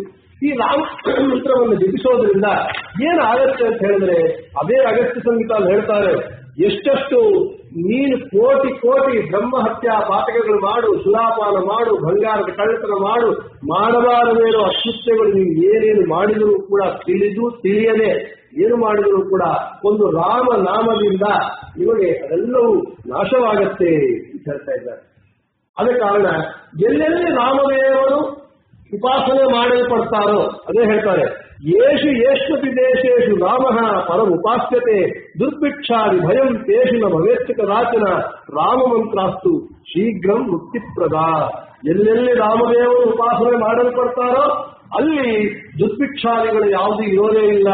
ಮತ್ತು ರಾಮ ಮಂತ್ರ ಅತ್ಯಂತ ಶೀಘ್ರವಾದಂತಹ ಮುಕ್ತಿಯನ್ನು ಕೊಡುವಂತಹ ಮಂತ್ರ ಅಂತ ಹೇಳ್ತಾ ಇದ್ದಾರೆ. ಆಚಾರ್ಯ ಹೇಳ್ತಾರೆ, ಗಜಪತಿರಾಜನ ಭಾಂಡಾಗಾರದಿಂದ ಮೂಲ ರಾಮದೇವರು ಬಂದಾಗ ಎಲ್ಲೆಲ್ಲಿ ರಾಮದೇವರು ಪೂಜೆಗಳು ತಗೊಳ್ತಾನೋ ಅಲ್ಲೆಲ್ಲಿ ದುರ್ಭಿಕ್ಷ ಇರೋದಿಲ್ಲ. ಚತುರ್ವಿಧ ಪುರುಷಾರ್ಥಗಳಿಂದ ಭಕ್ತರೆಲ್ಲರೂ ಕೂಡ ಸುಖವಾಗಿರ್ತಾರೆ ಅಂತ ನಮಗೆ ಮಧ್ವಾಚಾರ್ಯರು ನಮಗೆ ಆಶ್ವಾಸನೆಯನ್ನು ಕೊಡ್ತಾ ಇದ್ದಾರೆ. ಇಂತಹ ರಾಮ ಮಂತ್ರವನ್ನು ಜಪಿಸಲಿಕ್ಕೆ ಯಾರು ಅರ್ಹರು? ಒಬ್ಬ ಬ್ರಾಹ್ಮಣರು ಮಾತ್ರ ಅರ್ಹರೇ ಅಂತ ಹೇಳಿದ್ರೆ ಭಗವಂತನೇ ಹೇಳ್ತಾನೆ ಆಧ್ಯಾತ್ಮ ರಾಮಾಯಣದಲ್ಲಿ, ಪುಂಸ್ತೆ ಸ್ತ್ರೀಸ್ತೆ ವಿಶೇಷೋವ ಜಾತೀನಾಮ ಆಶ್ರಮಾದಯ ನ ಕಾರಣಂ ಮದ್ಭಜನೆ ಭಕ್ತಿರೇವ ಹಿ ಕಾರಣಂ. ಸ್ತ್ರೀ ಪುರುಷರು ಜಾತಿ ಆಶ್ರಮ ಇದ್ಯಾವುದು ಕಾರಣ ಅಲ್ಲ ರಾಮ ಮಂತ್ರ ಜಪಿಸಲಿಕ್ಕೆ, ಕೇವಲ ಭಕ್ತಿ ಮಾತ್ರ ಕಾರಣ. ಯಾರು ತ್ರಿಕರಣ ಶುದ್ಧಿಯಾಗಿ ಭಕ್ತಿಯಿಂದ ಭಗವ ರಾಮನಾಮವನ್ನು ಜಪಿಸುತ್ತಾರೆ ಅವರಿಗೆ ಭಗವಂತ ಮುಕ್ತಿಯನ್ನೇ ಕೊಡುವವನಾಗ್ತಾನೆ. ಕಲಿಯುಗದಲ್ಲಿ ಕೀರ್ತನ ಭಗವಂತನ ನಾಮಸ್ಮರಣೆಗೆ ಅಷ್ಟು ಬಲವಿದೆ ಅಂತ ಹೇಳ್ತಾ ಇದ್ದಾರೆ. ಇಲ್ಲಿ ನಮಗೆ ವಿಷ್ಣು ಸಹಸ್ರನಾಮ ಮಾಡಿದ್ದಾರೆ. ವಿಷ್ಣು ಸಹಸ್ರನಾಮ ಚೆನ್ನಾಗಿ ಅಭ್ಯಾಸ ಇದ್ದವರು ಹೇಳಬೇಕು ಅಂತ ಹೇಳಿದ್ರು ಕೂಡ 15ರಿಂದ 20 ನಿಮಿಷ ಬೇಕೇ ಬೇಕು. ಇವಾಗ 15ರಿಂದ 20 ನಿಮಿಷ ವೆಚ್ಚ ಮಾಡುವಷ್ಟು ಸಹನೆ ತಾಳ್ಮೆ ನಮಗೆ ಇಲ್ಲ. ಎಲ್ಲ ಇನ್ಸ್ಟೆಂಟ್ ಹೇಗೆ ಆಗೋಬೇಕು ನಮಗೆಲ್ಲ, ಎಲ್ಲ ಇನ್ಸ್ಟೆಂಟ್ ಫುಡ್ ಇವಾಗ. ಹಾಗೆ ಪಾರ್ವತಿ ದೇವಿಗೆ ಗೊತ್ತಿತ್ತು ಮುಂದೆ ಬರೋರೆಲ್ಲ ಓನ್ಲಿ ಇನ್ಸ್ಟೆಂಟ್ ಫುಡ್ಡೇ ಕೇಳ್ತಾರೆ ಅಂತೇಳಿ. ಅದಕ್ಕೆ ರುದ್ರದೇವರನ್ನೇ ಕೇಳಿಲ್ಲಂತೆ ಪಾರ್ವತಿ ದೇವಿ. ಏನಂತೇಳಿ, ಕೇನೋಪಾಯೇನ ಲಘುನ ವಿಷ್ಣು ನಾಮ ಸಹಸ್ರಕಂ ಪಠ್ಯತೆ ಪಂಡಿತೈ ನಿತ್ಯಂ ಶ್ರೋತುಮಿಚ್ಛಾಮ್ಯಹಂ ಪ್ರಭೋ. ರುದ್ರದೇವರನ್ನ ಕೇಳ್ತಾಳಂತೆ ಪಾರ್ವತಿ ದೇವಿ, ಹೇ ಸ್ವಾಮಿ, ಈ ವಿಷ್ಣು ಸಹಸ್ರನಾಮ 1000 ನಾಮ ಹೇಳೋದು ಬಹಳ ಕಷ್ಟ ಆಗುತ್ತೆ. ಆದ ಕಾರಣ ಏನೋ ಒಂದು ಸಣ್ಣ ಉಪಾಯ ಯಾರನ್ನ ಇದೆಯಾ? ಸಣ್ಣ ಉಪಾಯ, ಸೂಕ್ಷ್ಮಲ್ಲ ಮೋಕ್ಷಮ ಅಂತಾರೆ. ಸೂಕ್ಷ್ಮದಿಂದ ಮೋಕ್ಷ ಬರ್ಬೇಕು ನನಗೆ. ಏನಾದ್ರೂ ಈ ವಿಷ್ಣು ಸಹಸ್ರನಾಮ ಸುಲಭ ಉಪಾಯ ಏನಾದ್ರೂ ಇದೆಯಾ ನನಗೆ ಕೇಳಬೇಕು ಅಂತ ಆಸೆ ಅಂತ ಪಾರ್ವತಿ ದೇವಿ ರುದ್ರದೇವರನ್ನ ಕೇಳ್ತಾ ಇದ್ದಾಳಂತೆ. ಮನೋನಿಯಾಮಕ ಅಧಿಪತಿಯಾದಂತಹ ರುದ್ರದೇವರನ್ನ ಆಕೆಗೆ ಕೇಳ್ತಾ ಇಲ್ಲ, ನಮಗಾಗಿ ಕೇಳ್ತಾ ಇದ್ದಾರೆ ಮಹಾತಾಯಿ. ಅದಕ್ಕೆ ರುದ್ರದೇವರು ಹೇಳ್ತಾರಂತೆ, ಶ್ರೀರಾಮ ರಾಮ ರಾಮೇತಿ ರಮೇ ರಾಮೇ ಮನೋರಮೇ ಸಹಸ್ರನಾಮ ತತ್ತುಲ್ಯಂ ರಾಮನಾಮ ವರಾನನೇ. ಏನ್ ಈ ಶ್ಲೋಕದರ್ಥ? ರುದ್ರದೇವರು ಏನ್ ಹೇಳಿದ್ರು ಅಂತ ಹೇಳಿದ್ರೆ, ಯಾರಾದರೆ ರಾಮ ರಾಮ ರಾಮ ಅಂತ 3 ಬಾರಿ ಉಚ್ಚಾರಣೆ ಮಾಡ್ತಾರೋ ಭಕ್ತಿ ಶ್ರದ್ಧೆಗಳಿಂದ ಅವರಿಗೆ ವಿಷ್ಣು ಸಹಸ್ರನಾಮ ಪಾರಾಯಣ ಮಾಡಿದಷ್ಟು ಫಲ ಬರುತ್ತೆ ಅಂತ ರುದ್ರದೇವರು ಹೇಳಿದ್ದಾರೆ. ಅದು ಹೇಗೆ ಸಾಧ್ಯ ಅಂದ್ರೆ ರಾಮನಾಮದ ಮಹತ್ವ ಅಷ್ಟು ಇದೆ. ಹೇಗೆ ಸಾಧ್ಯ ಅಂತ ಹೇಳಿದರೆ, ಇದು ಏನೋ ಸುಮ್ಮನೆ ಹೇಳಿದ್ರು ನಾವು ಕೇಳಬೇಕು ಅಂತಲ್ಲ, ಅದಕ್ಕೆ ಒಂದು ಸೈಂಟಿಫಿಕ್ ರೀಸನ್ ಇದೆ. ನಮಗೆ ರಾಮ ಶಬ್ದ ರಾಮ, ನೀವು ರಾ ಅಕ್ಷರ ಅಕ್ಷರ ವರ್ಗಗಳಲ್ಲಿ ತಗೊಂಡಾಗ ಯಾ ವರ್ಗದಲ್ಲಿ ಯಾ ರಾ ಲಾ ವ, ಯಾ ವರ್ಗದಲ್ಲಿ ರಾ ಎರಡನೇ ಅಕ್ಷರ ಆಗುತ್ತೆ. ಮ ಅಕ್ಷರ ಪಾ ವರ್ಗದಲ್ಲಿ ಪ ಫ ಬ ಭ ಮ ಐದನೇ ಅಕ್ಷರ ಆಗುತ್ತೆ. ಏನಾಯ್ತು? ಎರಡನೇ ಅಕ್ಷರ ರಾ, ಐದನೇ ಅಕ್ಷರ ಮ, 2 ಇಂಟು 5 ರಾಮ ಶಬ್ದಕ್ಕೆ. ಇನ್ನೊಂದ್ಸಲ ರಾಮ 2 ಇಂಟು 5, ಮೂರನೇ ಸಲ Rama 2 into 5, 2 into 5, 2 into 5, 2 into 5 ನೀವು ಹೆಚ್ಚಿಸಿ 1000 ಬರುತ್ತೆ. 3 ಸಲ ರಾಮ ಅಂತ ಉಚ್ಚಾರಣೆ ಮಾಡಿದ್ರೆ 1000 ನಾಮಗಳು ಉಚ್ಚಾರಣೆ ಮಾಡಿದಷ್ಟು ಫಲ ಬರುತ್ತೆ ಅಂತೇಳಿ ರುದ್ರದೇವರು ಲೆಕ್ಕಾಚಾರದೊಳಗೆ ಏನು ಯಾವುದು ಫಲಾಳ ಇಲ್ಲ, ಏನೋ ಇಂದ್ರಜ ಏನು ಇಲ್ಲ. 3 ಸಲ ನಾವು ರಾಮ ಉಚ್ಚಾರಣೆ ಮಾಡಿದ್ರೆ 1000 ನಾಮಗಳು ಸಹಸ್ರನಾಮ ಪಾರಾಯಣ ಮಾಡಿದ ಫಲ ಬರುತ್ತೆ ಅಂತ ಹೇಳ್ತಾ ಇದ್ದಾರೆ ರುದ್ರದೇವರು ಪಾರ್ವತಿ ದೇವಿಗೆ. ಇನ್ನ ನಮಗೆ ರಾಮನಾಮದ ಮಹಿಮಾ ಎಷ್ಟು ಅಂತ ಹೇಳಿದ್ರೆ, ನಮಗೆ ಕಂಬಾಲೂರು ರಾಮಚಂದ್ರ ಯಾತ್ರಾದಿ ಮಠದ ಪರಂಪರೆಯಲ್ಲಿ ಬಂದಂತಹ ಮಹಾನುಭಾವರು ಅವರು ಅಕ್ಷೋಭ್ಯ ವೈಷ್ಣವರು. ಎಷ್ಟು ಅವರಿಗೆ ವೈಷ್ಣವ ದೀಕ್ಷಾ ಅಂತ ಹೇಳಿದರೆ, ದಿನಕ್ಕೆ ಒಬ್ಬ ಪರವಾದಿಯನ್ನಾದರೂ ವಾದದಲ್ಲಿ ಸೋಲಿಸಿ ಅವರನ್ನು ಮಾಧ್ವನಾಗಿ ಮಾರ್ಪಾಟು ಮಾಡಿದ ನಂತರವೇ ಅವರು ದೇವರ ಸಂಸ್ಥಾನ ಪೂಜೆ ತೀರ್ಥ ಪ್ರಸಾದ. ಎಷ್ಟೊತ್ತನ್ನ ಆಗಿಲ್ಲ, ಎಚ್ಚರ ಇಲ್ಲ. ಹೀಗೆ ಒಂದಿನ ಅವ್ರು ವಾದ ಆಗ್ತಾ ಇದೆ, 12 ಆಗೋಯ್ತು. ಶಿಷ್ಯ ಬಂದು ಹೇಳಿದಂತೆ ರಾಮಚಂದ್ರ ತೀರ್ಥರಿಗೆ, ಗುರುಗಳೇ 12 ಆಗೋಯ್ತು, ಪೂಜೆ ಆಗಬೇಕು ಅಂತೇಳಿ. ಅವರಿಗೆ ಆಂಧ್ರದವರು, ಈ ಆಂಧ್ರದಲ್ಲಿ ರಾಯಲಸೀಮಲ್ಲಿ ಕರ್ನೂಲ್ ಡಿಸ್ಟ್ರಿಕ್ಟ್ ರುದ್ರವರಂ ಮಂಡಲ್ ಇದೆ, ಅಲ್ಲಿ ಪದ್ದಕಂಬಾಲು ಚಿನ್ನಕಂಬಾಲು ಅಂತ ಹೇಳಿ ಅಲ್ಲಿ ಅವ್ರು ಹುಟ್ಟಿದ ಜಾಗ. ಇವತ್ತಿಗೂ ಅದು ಚಿನ್ನಕಂಬಾಲೊಳಗೆ ರಾಮಚಂದ್ರ ತೀರ್ಥರ ಮನೆ ಅಂತ ಹೇಳ್ತಾರೆ. ನಾವು ಒಂದ್ಸಲ ಒಂದು 20 ವರ್ಷದ ಹಿಂದೆ ಹೋಗಿ ಅಲ್ಲಿ ಆರಾಧನೆ ಎಲ್ಲ ಮಾಡ್ಕೊಂಡು ಬಂದಿದ್ದೀವಿ. ಅವ್ರು ತೆಲುಗಿನವ್ರು, ಆಂಧ್ರದವರು. ಶಿಷ್ಯನ ಹೇಳ್ತಾರಂತೆ, ಬೊಮ್ಮಲು ಪೋರ ಅಂತ ಹೇಳ್ತಾರೆ. ಅಂದ್ರೆ ಇಲ್ಲಿ ನಾನು ವಾಗ್ರೂಪವಾಗಿ ಹರಿ ಸರ್ವೋತ್ತಮತ್ವ ಪ್ರತಿಪಾದನೆ ಮಾಡ್ತಾ ವಾಗ್ರೂಪದಿಂದ ಸೇವೆ ಪೂಜೆ ಮಾಡ್ತಾ ಇದ್ದೀನಿ. ಆ ಬೊಂಬೆಗಳ ಪೂಜೆ ಆಲ್ಮಾದಲ್ಲಿ ಮಾಡ್ತೀನಿ ಹೋಗು ಅಂತ ಹೇಳ್ತಾರೆ ಇದ್ರಲ್ಲಿ. ಅಂದ್ರೆ ಅಷ್ಟು ದೀಕ್ಷಾ. ಅಂತವರು ಅವರ ಏನು ರಾಮಚಂದ್ರ ತೀರ್ಥನ ನಿಗ್ರಹ ಮಾಡಲಿಕ್ಕೆ ಪರವಾದಿಗಳಿಗೆ ಸಾಧ್ಯವೇ ಆಗಿಲ್ಲ. 6000 ಮಾರ್ಪಾಟು ಮಾಡಿಬಿಟ್ಟಿದ್ದಾರೆ. ಅವರು ಈ ವಾಕ್ಯಾರ್ಥದಲ್ಲಿ ಸೋಲಿಸ್ಲಿಕ್ಕಾಗದೆ ಏನ್ ಮಾಡ್ಬಿಟ್ರು ಅಂತ ಪರವಾದಿಗಳು, ಇಲ್ಲಿ ಒಂದು ಲಾಭ ಇಲ್ಲ ನಮ್ಗೇನ್ ಗೊತ್ತಾ, ಏನು ಕೈಲಾಗದೆ ಇದ್ರೆ ಕೋಪದಿಂದ ನಾವು ಬಾಯಿ ಮುಚ್ಚಿಸ್ತೀವಷ್ಟೇ. ಹೇಳ್ತಾರೆ ಬಾಯಿ ಮುಚ್ಚಿಬಿಟ್ಟು ಕೇಳು, ಇಲ್ಲಾಂದ್ರೆ ಮನುಷ್ಯನ್ನೇ ನಿರ್ಮೂಲ ಮಾಡ್ಬಿಡ್ತು. ಅವ್ರು ಏನ್ ಮಾಡಿದ್ರು ಅಂತ ರಾಮಚಂದ್ರ ತೀರ್ಥನ ಸಾಯಿಸ್ಬಿಡ್ಬೇಕು ಅಂತೇಳಿ ಅವರ ಮೇಲ ಪಲ್ಲಕ್ಕಿ ಹೋಗ್ತಾ ಇರುವಾಗ ಒಂದು ಗಿಡದ ಮೇಲೆ ಕೂತ್ಕೊಂಡು ಒಂದು ದೊಡ್ಡ ಬಂಡೆಯನ್ನ ಅವ್ರ ತಲೆ ಮೇಲೆ ಹಾಕಿದ್ರು. ಅವರು ದಿವ್ಯ ದೃಷ್ಟಿಯಿಂದ ನೋಡಿದ್ರು, ಮಹಾನ್ ಅಪರೋಕ್ಷ ಜ್ಞಾನಿಗಳು ನೋಡಿ, ಅಂತರಾಳೇ ಸ್ಥಾನ ಒಂದು ಜಡ ಪದಾರ್ಥವನ್ನ ಅಂತರಿಗೆ ಅಲ್ಲೇ ನಿಲ್ಲು ಅಂತೇಳಿ ಅಲ್ಲೇ ನಿಂತುಬಿಡ್ತಾರೆ. ಅಂದ್ರೆ ಅಷ್ಟು ಮಹಾನುಭಾವರು, ಅಂತಹ ತಪಶಕ್ತಿ ಸಂಪನ್ನರು. ಅವರು ಅದರ ಆಮೇಲೆ ನನ್ನ ಪ್ರಾರಬ್ಧ ಕರ್ಮ ಇದು, ಆದ ಕಾರಣ ನನ್ನ ಬೃಂದಾವನ ಆದ್ಮೇಲೆ ನನ್ನ ಬೃಂದಾವನದಲ್ಲಿ ಕಲ್ಲು ಇಡುವೆ ಅಂತ ಹೇಳ್ತಾರೆ. ಇವತ್ತಿಗೆ ನೀವು ರಾಯವೇಲೂರಿಗೆ ಹೋದ್ರೆ ಕಂಬಾಲ ರಾಮಚಂದ್ರ ಬೃಂದಾವನದಲ್ಲಿ ಇವತ್ತಿಗೂ ಆ ಕಲ್ಲು ನಮಗೆ ಕಾಣುತ್ತೆ. ಅಂದ್ರೆ ಇಲ್ಲಿ ರಾಮಚಂದ್ರ ತೀರ್ಥರೇ ಅವರ ತಪಶಕ್ತಿಯಿಂದ, ಅವರ ಭಗವಂತನ ಭಕ್ತಿಯಿಂದ ಒಂದು ಜಡ ಪದಾರ್ಥವಾದಂತಹ ಕಲ್ಲನ್ನ ಅಂತರಿಕ್ಷದಲ್ಲಿ ನಿಲ್ಲಿಸಿದ್ದಾರೆ ಅಂತ ಹೇಳಿದರೆ ಇನ್ನು ರಾವಣಕ್ಕೆ ಎಷ್ಟು ಮಹತ್ವ ಇರಬೇಕು. ಸರಿ, ರಾವಣಾಸುರನ್ನ ಸಂಹಾರ ಮಾಡಬೇಕು, ರಾಮ ಲಂಕೆಗೆ ಹೋಗ್ತಾ ಇದ್ದಾನೆ. ಸರಿ, ಸೇತುವೆ ಕಟ್ಟಬೇಕು. ಸೇತುವೆ ಕಟ್ಟುವಾಗ ಹೇಗೆ ಕಟ್ಟಬೇಕು? ಸರಿ, ಅವಾಗ ಏನ್ ಮಾಡಿದ್ರಂತೆ, ಕಪಿಗಳೆಲ್ಲ ಸೇರ್ಕೊಂಡು ಕಲ್ಲುಗಳು ತಗೊಂಡ್ರಂತೆ. ಕಲ್ಲಿನ ಮೇಲೆ ಶ್ರೀರಾಮ ಶ್ರೀರಾಮ ಅಂತ ಬರೋದಂತೆ. ಬರೆದು ಒಂದು ಕಲ್ಲು ಸಮುದ್ರದಲ್ಲಿ ಹಾಕ್ತಾ ಇದ್ದಾರೆ. ಸರಿ, ಕಲ್ಲುಗಳೆಲ್ಲ ಸೇರ್ತಾ ಇದೆ. ರಾಮಚಂದ್ರ ನೋಡ್ತಾ ಕೂತಿದ್ದಂತೆ. ರಾಮಚಂದ್ರ ಆಲೋಚನೆ ಮಾಡಿದಂತೆ, ನನ್ನ ಹೆಸರು ಬರೆದು ಹಾಕಿದ್ರೆ ಕಲ್ಲುಗಳೆಲ್ಲ ಸೇರ್ತಾ ಇದೆ, ಅದೇ ನಾನೇ ಒಂದು ಕಲ್ಲು ಹಾಕಿದ್ರೆ ನೋಡೋಣ ಏನಾಗತ್ತೆ ಅಂತ ರಾಮಚಂದ್ರನಿಗೆ ಅನಿಸ್ತಂತೆ. ಹಾಗಾಗಿ ನೋಡಿದಂತ ರಾಮಚಂದ್ರ ಸುತ್ತಮುತ್ತ ಯಾರನ್ನ ನನ್ನ ನೋಡ್ತಾ ಇದ್ದಾರ ಅಂತ, ಯಾಕಂದ್ರೆ ಒಂದ್ ಮುಳುಗು ಬಿಟ್ರೆ ಕಲ್ಲು ಇಷ್ಟೇ ಕ್ವಶನ್. ಆದ ಕಾರಣ ಸುತ್ತಮುತ್ತರು ಯಾರು ನೋಡ್ತಾ ಇಲ್ಲ ಅಂತ ಒಂದು ಇತಿಹಾಸ, ರಾಮನ ಒಂದು ಮಹತ್ವ ಹೇಳಲಿಕ್ಕೆ ತಗೊಳ್ಳಿ ಅಷ್ಟೇ. ನೋಡಿದಂತ ಯಾರು ನೋಡ್ತಾ ಇಲ್ಲ ಅಂತ ರಾಮಚಂದ್ರ ತಾನು ಒಂದು ಕಲ್ಲು ಹಾಕಿದ್ನು. ಗುಣಂಗದ ಮುಳುಗೆ ಹೋಗ್ಬೇಕು ಕಲ್ಲು. ಹನುಮಂತ ನೋಡೇ ಬಿಟ್ಟ. ಹನುಮಂತನಿಗೆ ಬೇರೆ ಕೆಲಸವೇ ಇಲ್ಲ. ದಿವ್ಯ ಮಂಗಳಸು ರಾಮನನ್ನು ನೋಡೋದೇ ಅವನ ಕೆಲಸ. ಶ್ಯಾಂ ಸಿತಾಸ್ಯಂ ಮೃದು ದೀರ್ಘಹಸ್ತಂ ಸರೋಜನೇತ್ರಂ ಗಜರಾಜಯಾತ್ರಂ. ಆ ರಾಮಚಂದ್ರ ನೋಡ್ತಾನೆ ಇದ್ದ, ನೋಡೇ ಬಿಟ್ಟ ಹನುಮಂತ. ರಾಮಚಂದ್ರ ಏನಪ್ಪ ಹನುಮ ನೋಡೇ ಬಿಟ್ಟೆ, ನೀನು ಸ್ವಾಮಿ ನಾನು ನೋಡೇ ಬಿಟ್ಟೆ. ಏನಾಯ್ತು ಹನುಮ, ಯಾಕೆ ಹೀಗಾಗೋಯ್ತಲ್ಲ? ನನ್ನ ಹೆಸರು ಬರೆದು ಹಾಕಿದ್ರೆ ಕಪಿಗಳು ಕಲ್ಲು ತೇಳ್ತಾ ಇದೆ, ನಾನು ಹಾಕಿದ್ರೆ ಮುಳುಗೋಯ್ತಲ್ಲ, ಏನಪ್ಪ ಹನುಮ ಇದೆ. ಅವ ಹನುಮಂತರು ಹೇಳ್ತಾರಂತೆ, ಸ್ವಾಮಿ ನೀನು ಮಾಯ ಮಾಡಬೇಡ, ನಮ್ಮನ್ನು ಮರಳು ಮಾಡಬೇಡಪ್ಪ, ನಿನ್ನ ಮಾಯೆಯಿಂದ ನಾವೆಲ್ಲರೂ ಒದ್ದಾಡ್ತಾ ಇದ್ದೇವೆ, ನೀನು ಹೀಗೆಲ್ಲ ಮಾಯ ಮಾಡಬೇಡ, ನೀನು ಕಲ್ಲು ಹಾಕಿದ್ರೆ ಮುಳುಗೋಗೋದೇನೋ, ಅದೆಲ್ಲ ನೀನು ಸುಮ್ಮನೆ ನಮ್ಮನ್ನ ಮಾಯ ಮಾಡಿ ನಮಗೆ ಅಜ್ಞಾನವನ್ನು ಉಂಟು ಮಾಡಬೇಡ ಸ್ವಾಮಿ, ನಿನ್ನ ಮೋಹ ಮಾಡಬೇಡ, ನಮಗೆ ಮೋಹವನ್ನು ಕೊಡಬೇಡ. ಅದಕ್ಕೇನು ಅರ್ಥ ಅಂತ ಹೇಳಿದ್ರೆ, ಸ್ವಾಮಿ ನಿನ್ನ ಕೈಯಲ್ಲಿ ಕಲ್ಲಿತ್ತು, ನಿನ್ನ ಕೈಯಲ್ಲಿ ಎಷ್ಟವರೆಗೂ ಕಲ್ಲಿತ್ತೋ ಕಲ್ಲು ಮೇಲೆ ಇತ್ತು, ಯಾವಾಗ ನಿನ್ನ ಕೈ ಬಿಟ್ಟು ಕಲ್ಲು ಸಮುದ್ರದಲ್ಲಿ ಮುಳುಗೋದು. ಹಾಗೆ ನಾವೆಲ್ಲ ಜೀವರು ನೀನು ಕೈ ಹಿಡಿದು ಮೇಲೆ ಕೆತ್ತಿದ್ರೆ ಈ ಸಂಸಾರ ಸಾಗರನ್ನು ನಾವು ಮೇಲೆ ಕೇಳ್ತೇವೆ, ಇಲ್ಲ ನೀ ಕೈ ಬಿಟ್ಟಿ ಅಂತ ಹೇಳಿದ್ರೆ ಈ ಸಂಸಾರದಲ್ಲಿ ಮುಳುಗಿ ಬಿದ್ದೋದೇ ಸ್ವಾಮಿ. ಆದ ಕಾರಣ ನೀನು ಈ ಮರಳು ಮಾಡಬೇಡ. ಅಂದ್ರೆ ರಾಮನಾಮದ ಮಹಿಮೆ, ರಾಮ ಅಂತ ಬರೋದು ಕಲ್ಲು ತೇಲುತ್ತದೆ, ಕಲ್ಲು ಮುಳುಗಬೇಕಲ್ರಿ, ಕಲ್ಲು ಹೇಗೆ ತೇಲುತ್ತೆ? ಅದೇ ಹರಿಕಥಾಮೃತ ಜಗನ್ನಾಥದಾಸ್ ಹೇಳ್ತಾರೆ, ಭಗವಂತ ಘಟನಾಘಟನ ಸಮರ್ಥನಾಗಿದ್ದಾನೆ, ಸೂಕ್ಷ್ಮವ ಮುಳುಗಿಸುವ ಸ್ಥೂಲವ ಸೇರಿಸುವ ಅಂತ ಹೇಳ್ತಾರೆ ಜಗನ್ನಾಥದಾಸರು. ಮರಳು ಎಷ್ಟು ಸೂಕ್ಷ್ಮವಾಗಿರುತ್ತೆ, ಮರಳು ಒಂದು ಮರಳು ತೆಗೆದು ನೀವು ಹಾಕಿ ತೇಲೋದೇ ಇಲ್ಲ.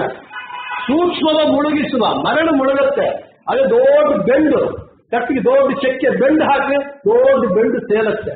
ಅದು ಭಗವಂತನ ಸೂಕ್ಷ್ಮವ ಮುಳುಗಿಸುವ ಸ್ಥೂಲವ ಸೇರಿಸುವ ಸ್ವಾಮಿ ನಿನ್ನ ನಾಮದ ಮಹತ್ವ ಅಂತಾದ್ದು ಅಂತ ಹೇಳಿ ಆ ರಾಮನಾಮದ ಮಹಿಮೆ ಅಷ್ಟು ಮಹತ್ವವಾಗಿದೆ. ಅದ ಕಾರಣ ನಾವೆಲ್ಲರೂ ಕೂಡ ರಾಮ ರಾಮ ರಾಮ ರಾಮ ಅಂತ ಹೇಳಿ ರಾಮನಾಮ ಜಪವನ್ನ ಮಾಡ್ತಾನೇ ಇರ್ಬೇಕು. ನೀವು ತ್ರಿಕರಣ ಶುದ್ಧಿಯಾಗಿ ಕಾಯಿಕವಾಗಿ, ವಾಚನಿಕವಾಗಿ, ಮಾನಸಿಕವಾಗಿ ಭಗವಂತನಲ್ಲಿ ಮನಸ್ಸಿಟ್ಟು ನೀವು ರಾಮ ರಾಮ ರಾಮ ಅಂತ ಹೇಳಿದಾಗ, ರಾಮಕೋಟಿ ಬರೆದಾಗ ರಾಮ ಅನುಗ್ರಹಕ್ಕೆ ಹೊರತು ಅನುಸಂಧಾನವಿಲ್ಲದೆ, ರಾಮನನ್ನು ಕುರಿತು ತಿಳಿದು ಮಹಾತ್ಮ ಜ್ಞಾನವಿಲ್ಲದೆ ನಾವು ಮಾಡಿದ್ರೆ ರಾಮ ರಾಮ ಅದೇನಾಗುತ್ತೆ, ಸ್ವಲ್ಪ ಹೊತ್ತಿಗೆ ಮರ ಮರ ಮರ ಆಗ್ಬಿಡುತ್ತೆ, ಗಿಡ ಆಗೋಗುತ್ತೆ, ನಾವು ಗಿಡದಂತೆ ಒಂದೇ ಕಡೆ ಇರ್ತೇವೆ. ಆದ ಕಾರಣ ರಾಮನಾಮದ ಮಹಿಮೆಯನ್ನ ನಾನಾನುಸಂಧಾನ ಪೂರ್ವಕವಾಗಿ ನಾವು ಉಚ್ಚಾರಣೆ ಮಾಡಿದಾಗ ಮಾತ್ರ ನಮಗೆ ರಾಮನಾಮದ ಒಂದು ಮಹತ್ವ ಸಿಗತ್ತೆ. ಅಂತಹ ರಾಮಾಯಣ ಶ್ರೀಗಳು ಹೇಳ್ತಾ ಇದ್ದಾರೆ. ರಾಮಾಯಣ ಅಂತ ಹೇಳಿದ್ರೆ ಅವನು ರಾಮ ಅತ್ಯಂತ ಕೃಷ್ಣನ ಕ್ಯಾರೆಕ್ಟರ್ ಅರ್ಥ ಮಾಡ್ಕೋಬಹುದು ಬಹಳ ಕಷ್ಟ. ಕೃಷ್ಣನ ಮಾತುಗಳೇ ಅರ್ಥ ಆಗಲ್ಲ, ಚೇಷ್ಟೆಗಳೇ ಅರ್ಥ ಆಗಲ್ಲ, ಕ್ರಿಯೆಗಳೇ ಅರ್ಥ ಆಗಲ್ಲ. ಆದ್ರೆ ನಮ್ಮ ರಾಮಚಂದ್ರ ಆದರ್ಶ ಮೂರ್ತಿ, ಅವರು ಏನಿದ್ದು ತೆಗೆದಿಟ್ಟ ಪುಸ್ತಕದಂತೆ ರಾಮೋ ವಿಗ್ರಹವಾನ್ ಧರ್ಮ. ರಾಮ ಹೇಗಿರ್ತಾನಂದ್ರೆ ಧರ್ಮವನ್ನು ಒಂದು ವಿಗ್ರಹವಾಗಿ ಮಾಡಿದರೆ ಹೇಗಿರುತ್ತೋ ರಾಮ ಅಷ್ಟೇ, ಅವನು ಧರ್ಮ ಮೂರ್ತಿ. ಅವನು ಅಂತಹ ರಾಮಚಂದ್ರನ ಕಥೆ ಇಲ್ಲಿ ರಾಮಾಯಣ ನಡೀತಾ ಇದೆ. ಇಂತಹ ರಾಮನಾಮದ ಒಂದು ಮಹಿಮೆಯನ್ನು ಹೇಳ್ತಾ ಇನ್ನ ಇಲ್ಲಿ ಒಂದು ವಿಷಯವನ್ನ ಹೇಳಿಬಿಟ್ಟು ಕೊನೆಗೆ ರಾಮನನ್ನ ಒಂದು ಸ್ತೋತ್ರ ಮಾಡಿ, ನನಗೆ 3/4 ಗಂಟೆ ಸಮಯ ಕೊಟ್ಟಿದ್ರು, ನಂದು ಇವಾಗ ಒಂದು ಅರ್ಧ ಗಂಟೆ ಆಗಿದೆ, ಇನ್ನೊಂದು 10-15 ನಿಮಿಷ ನನ್ನ ಪ್ರವಚನವನ್ನು ಮುಗಿಸ್ತೇನೆ, ನನಗೆ ಕೊಟ್ಟಿರೋ ಸಮಯವನ್ನು ಮುಗಿಸ್ತೇನೆ. ನಾವೆಲ್ಲರೂ ಕೂಡ ಹರಿ ಸರ್ವೋತ್ತಮತ್ವ ತತ್ವವನ್ನು ಒಪ್ಪುವವರು, ವಾಯು ಜೀವೋತ್ತಮತ್ವ ತತ್ವವನ್ನು ಒಪ್ಪುವವರು, ಹನುಮನ ಮನೆಯವರು ನಾವೆಲ್ಲವರು. ಆದ ಕಾರಣ ಹನುಮನ ಮನೆಯವರೆಲ್ಲರೂ ಒಂದಾಗೇ ಇರಬೇಕು. ನಾವು ಹನುಮನ ಮನೆಯವರು 2 ತತ್ವ ಹೇಳಿದ್ದಾರೆ, ಸ್ವತಂತ್ರ ಅಸ್ವತಂತ್ರಂತ ವಿವಿಧಂ ತತ್ವವಿಷ್ಯತೆ ಅಂತ ಹೇಳಿ. ಆದರೆ ನಾವು ಆ ತತ್ವವನ್ನ ಶಾಸ್ತ್ರದಲ್ಲಿ ಇಟ್ಟುಕೊಂಡು ನಾವೆಲ್ಲರೂ ಒಂದು ಅಂತಿರಬೇಕೆ ಹೊರತು ಅದು ಬಿಟ್ಟು ನಾವು ನಮ್ಮನ್ನು ನಾವು ದೊಡ್ಡದು ಮಾಡಿಕೊಳ್ಳೋದಕ್ಕಾಗಿ ಇನ್ನೊಬ್ಬರನ್ನ ಹೀಯಾಳಿಸುವುದು, ಕೀಳು ಮಾಡೋದೆಂಬುದು ಬಹಳ ಅತ್ಯಂತ ಶೋಚನೀಯ. ನಾವು ಮಾಧ್ವರಾಗಿ, ವೈದಿಕರಾಗಿ, ಮಧ್ವಾಚಾರ ಶಿಷ್ಯರಾಗಿ ಎಂದೆಂದಿಗೂ ನಾವು ಆ ಕೆಲಸವನ್ನ ಮಾಡಲೇಬಾರದಾಗಿದೆ. ಇತ್ತೀಚೆಗೆ ಅತ್ಯಂತ ದುರಂತ ಅಂದ್ರೆ ಬಹಳ ವರ್ಷಗಳಿಂದ ನಡ್ಕೊಂಡು ಬರ್ತಾ ಇದೆ. ಆದರೆ ಆವಾಗ ಮಾಧ್ಯಮಗಳು ಅಷ್ಟು ಮುಂದುವರೆದಿದ್ದಿಲ್ಲ, ಅವಾಗ ಮಾಧ್ಯಮಗಳಿಗೆ ಹೊರಗೆ ಬರ್ತಾ ಇದ್ದಿಲ್ಲ, ಗೊತ್ತಾಗ್ತಾ ಇದ್ದಿಲ್ಲ, ಅದು ಒಳಗೊಳಗೆ ಇರ್ತಾ ಇತ್ತು. ಆದ್ರೆ ಮಾಧ್ಯಮಗಳೇನಾಗುತ್ತೆ ಬಹಳ ಚುರುಕಾಗ್ಬಿಟ್ಟದೆ. ನಾವು ಮನೆಯಲ್ಲಿ ಕೆಮ್ಮಿದ್ರು ಕೂಡ ಅಮೆರಿಕಾದಲ್ಲಿ ನಮ್ಮ ಮಗಳು ನೋಡುವಂತಹ ಒಂದು ಪರಿಸ್ಥಿತಿ, ಅಷ್ಟು ಮಾಧ್ಯಮ ಮುಂದುವರೆದಿದೆ. ಇಂತಹ ಮಾಧ್ಯಮಗಳು ಮುಂದುವರೆದಾಗ ನಾವು ಬಹಳ ಜಾಗರೂಕರಾಗಿರ್ಬೇಕು. ಅದು ನಾವು ಒಂದು ಸ್ಥಾನದಲ್ಲಿದ್ದವರು, ನಮ್ಮ ಮಾತಿಗೆ ಒಂದು ಸ್ಥಾನಮಾನ ಇದೆ. ನಾನು ಒಂದು ಸ್ಥಾನದಲ್ಲಿ ಕೂತ್ಕೊಂಡು ಒಂದು ಮಾತು ಆಡಿದೆ ಅಂತ ಹೇಳಿದ್ರೆ, ನಾನು ವ್ಯಾಸಪೀಠದ ಮುಂದೆ ಕುಂತು ಮಾತಾಡಿದರೆ ಅದಕ್ಕೊಂದು ಬೆಲೆ, ಇದು ಬಗಲಿ ಬಂದು ನಾನು ನಿಮ್ಮ ಜೊತೆ ಮಾತಾಡಿದ್ರೆ ಅದಕ್ಕೊಂದು ಬೆಲೆ ಇರುತ್ತೆ. ಆದ ಕಾರಣ ನಾವು ಮಾಧ್ವರಾಗಿದ್ದು ನಾವೆಲ್ಲರೂ ಮಧ್ಯಮತಾನುಯಾಯಿಗಳು. ನಮ್ಮ ಭಾಗ ಹೇಗಿರಬೇಕು ಅಂತ ಹೇಳಿದ್ರೆ, ಪೃಥ್ವೀಮಂಡಲ ಮಧ್ಯಸ್ಥಾಹ ಪೂರ್ಣಬೋಧ ಮತಾನುಯಾಹ ವೈಷ್ಣವಾಹ ವಿಷ್ಣು ಹೃದಯ ತಾನ್ ನಮಸ್ಯೆ ಗುರುನ್ಮಮ. ನಾವು ಮಾಧ್ವರೆಲ್ಲರೂ ಕೂಡ ಮಾಧ್ವರು ಯಾರು ಮತ್ತು ಮತಾನುಯಾಯಿಗಳಾಗಿದ್ದಾರೋ ಅವರೆಲ್ಲರೂ ನಮಗೆ ಮಾನ್ಯರು, ಪೂಜ್ಯರು, ಯೋಗ್ಯರು. ಅವರನ್ನು ಹಾಗಿರಬೇಕೆ ಹೊರತು ನಾವು ಮಾಧ್ವರಾಗಿದ್ದುಕೊಂಡು ನಮ್ಮನ್ನು ನಾವು ವೈಭವೀಕರಿಸಿಕೊಳ್ಳುವುದಕ್ಕೆ ಇನ್ನೊಬ್ಬರನ್ನ, ಮಹಾನುಭಾವರನ್ನ, ಜ್ಞಾನಿಗಳನ್ನ ಕೀಯಾಳಿಸ್ತಾ ನಾವು ದೊಡ್ಡವರಾಗಬೇಕಾಗಿದ್ರೆ ನಮ್ಮ ಬದಲಿಗಳನ್ನು ನಾವು ಕಡಿಮೆ ಮಾಡಬೇಕಾಗಿಲ್ಲ. ನಮ್ಮ ವ್ಯಕ್ತಿತ್ವವನ್ನು ನಾವು ದೊಡ್ಡವರಾಗಬೇಕೆ ಹೊರತು ಇನ್ನೊಬ್ಬರನ್ನು ಸಣ್ಣವನಾಗಿ ಮಾಡಿ ನಾನು ದೊಡ್ಡವನಾಗಬೇಕಾದಂತಹ ಅಗತ್ಯ ನಮಗಿಲ್ಲ. ಆದರೆ ಇತ್ತೀಚೆಗೆ ದುರಂತ ಏನಾಗುತ್ತದೆ, ಅವರು ಏನು ದೊಡ್ಡ ಸ್ಥಾನದಲ್ಲಿ ಕೂತಿದ್ದು ಮಹಾನುಭಾವರಾದಂತಹ ಶ್ರೀಪಾದರಾದರು, ವ್ಯಾಸರಾಜರು, ಕಂಬಾಲು ರಾಮಚಂದ್ರ ತೀರ್ಥರು, ಸುಧೀಂದ್ರ ತೀರ್ಥರು, ರಾಯರು, ಸುಮತೀಂದ್ರ ತೀರ್ಥರು, ಮಹಾನುಭಾವರ ಬಗ್ಗೆ ಎಲ್ಲ ಹಗರಾಗಿ ಮಾತನಾಡ್ತಾ ಇರೋದು ಮಾಧ್ಯಮಗಳೊಳಗೆಲ್ಲ ಬಂದು ಬಹಳ ಶೋಚನೀಯವಾಗಿದೆ. ವ್ಯಾಸರಾಜರಿಗೆ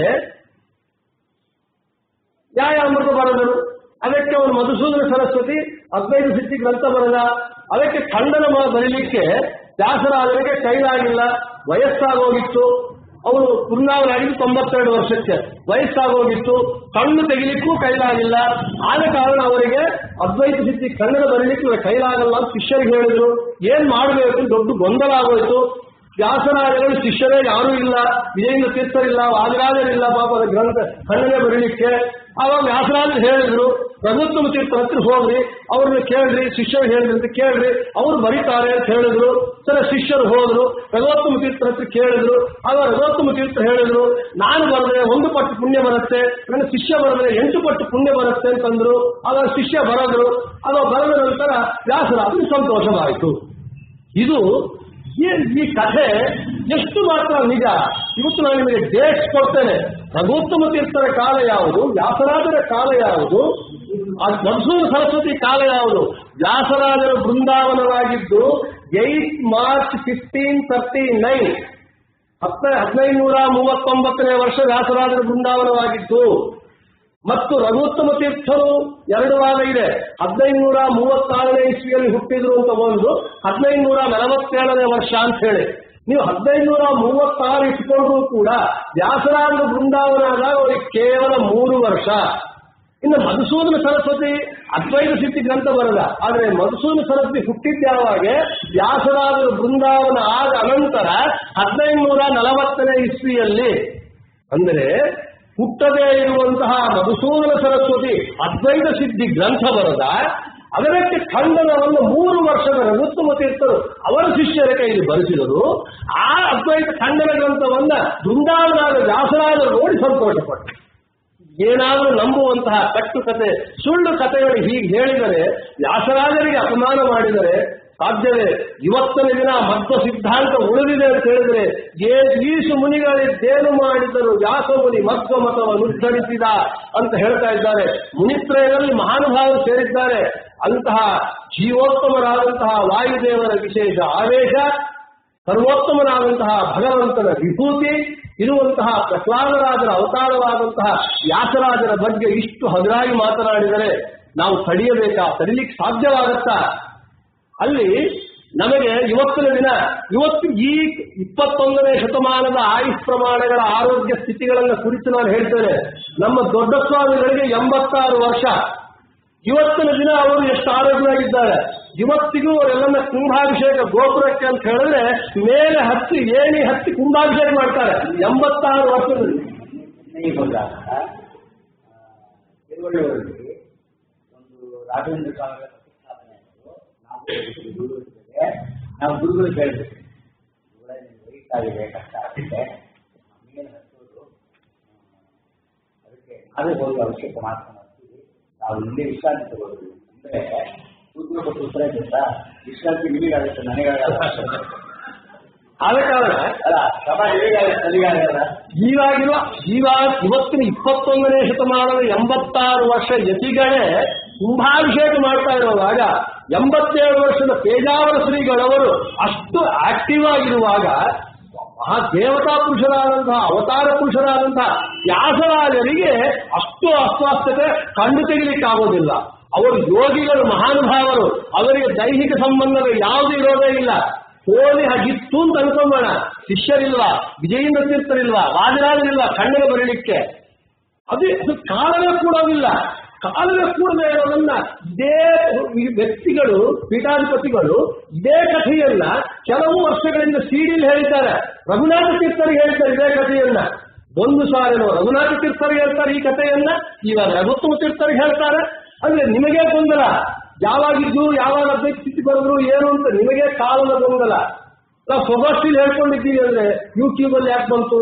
ನೀವು ಸ್ವಗೋಷ್ಠಿಲಿ ಹೇಳ್ಕೊಂಬಂದು ಸ್ವಗೋಷ್ಠಿಲಿ ಅದು ಹೇಳುವಂತಹ ಮಾತುಗಳ ಕೆಲವು ಹೇಳ್ತಾರೆ. ನೀವು ಬಹಿರಂಗವಾಗಿ ಇದನ್ನು ಚರ್ಚೆ ಮಾಡಿ ಖಂಡಿಸಿ ಸಮಾಜದಲ್ಲಿ ಇದು ಪ್ರಶಾಂತ ವಾತಾವರಣ ಕೆಡಿಸಬಾರದು. ನೀವು ಪರ್ಸನಲ್ ಅವ್ರ ಸ್ವಾಮಿಗಳ ಜೊತೆ ಮಾತಾಡಿ ಅಂತೇಳಿ. ಆದ್ರೆ ನೀವು ಮಾತ್ರ ಸಾವಿರಾರು ಸಭೆಯಲ್ಲಿ ಮಾತಾಡಬಹುದು ವ್ಯಾಸರಾಜರ ಬಗ್ಗೆ, ನಾವು ಅದನ್ನು ಮಾತ್ರ ಬಹಿರಂಗವಾಗಿ ಖಂಡಿಸಬಾರದು. ಅಂದ್ರೆ ನಿಮಗೊಂದು ನ್ಯಾಯ, ನಮಗೊಂದು ನ್ಯಾಯ ಇದೆ. ನಾವು ವ್ಯಾಸರಾಜರು ಮಠದು ಇಷ್ಟು ದಿನ ಯಾಕೆ ಪ್ರಶ್ನೆ ಮಾಡಿಲ್ಲ ಅಂತ ಕೇಳಬಹುದು. ನಾವು ಸ್ವತಃ ಸ್ವಾಭಾವಿಕ ವ್ಯಾಸರಾಜ ಬಹಳ ಸಾತ್ವಿಕರು, ಇಷ್ಟುದ ತಾಳ್ಮೆಯಿಂದ ಇದ್ವಿ. ಇವಾಗ ನಮ್ಮ ತಾಳ್ಮೆ ಕಳೆದೋಗಿದೆ.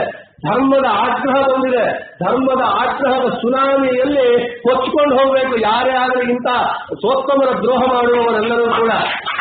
ಇನ್ನು ಕಂಬಾಲು ರಾಮಚಂದ್ರ ತೀರ್ಥರ ಬಗ್ಗೆ ಒಂದಲ್ಲ, ಶ್ರೀಪಾದರಾದರು, ಕಂಬಾಲು ರಾಮಚಂದ್ರ ತೀರ್ಥರು, ರಾಯರು, ಸುಧೀಂದ್ರ ತೀರ್ಥರ ಬಗ್ಗೆ.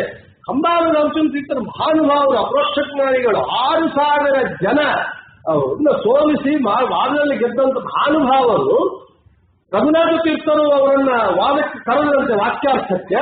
ಅವರು ವಾದದಲ್ಲಿ ಕೈಲಾಗದೆ ಓಡಿ ಹೋದ್ರಂತೆ. ಅವರು ಬೆನ್ನು ಹತ್ತಿದ್ರಂತೆ ರಘುನಾಥ ತೀರ್ಥರು. ರಾಮಚಂದ್ರ ತೀರ್ಥರು ಓಡಿ ಹೋಗ್ತಾ ಇದ್ದಾರಂತೆ. ತಂಜಾವೂರು ರಾಜವತ್ರಿ ಹೋದ್ರಂತೆ.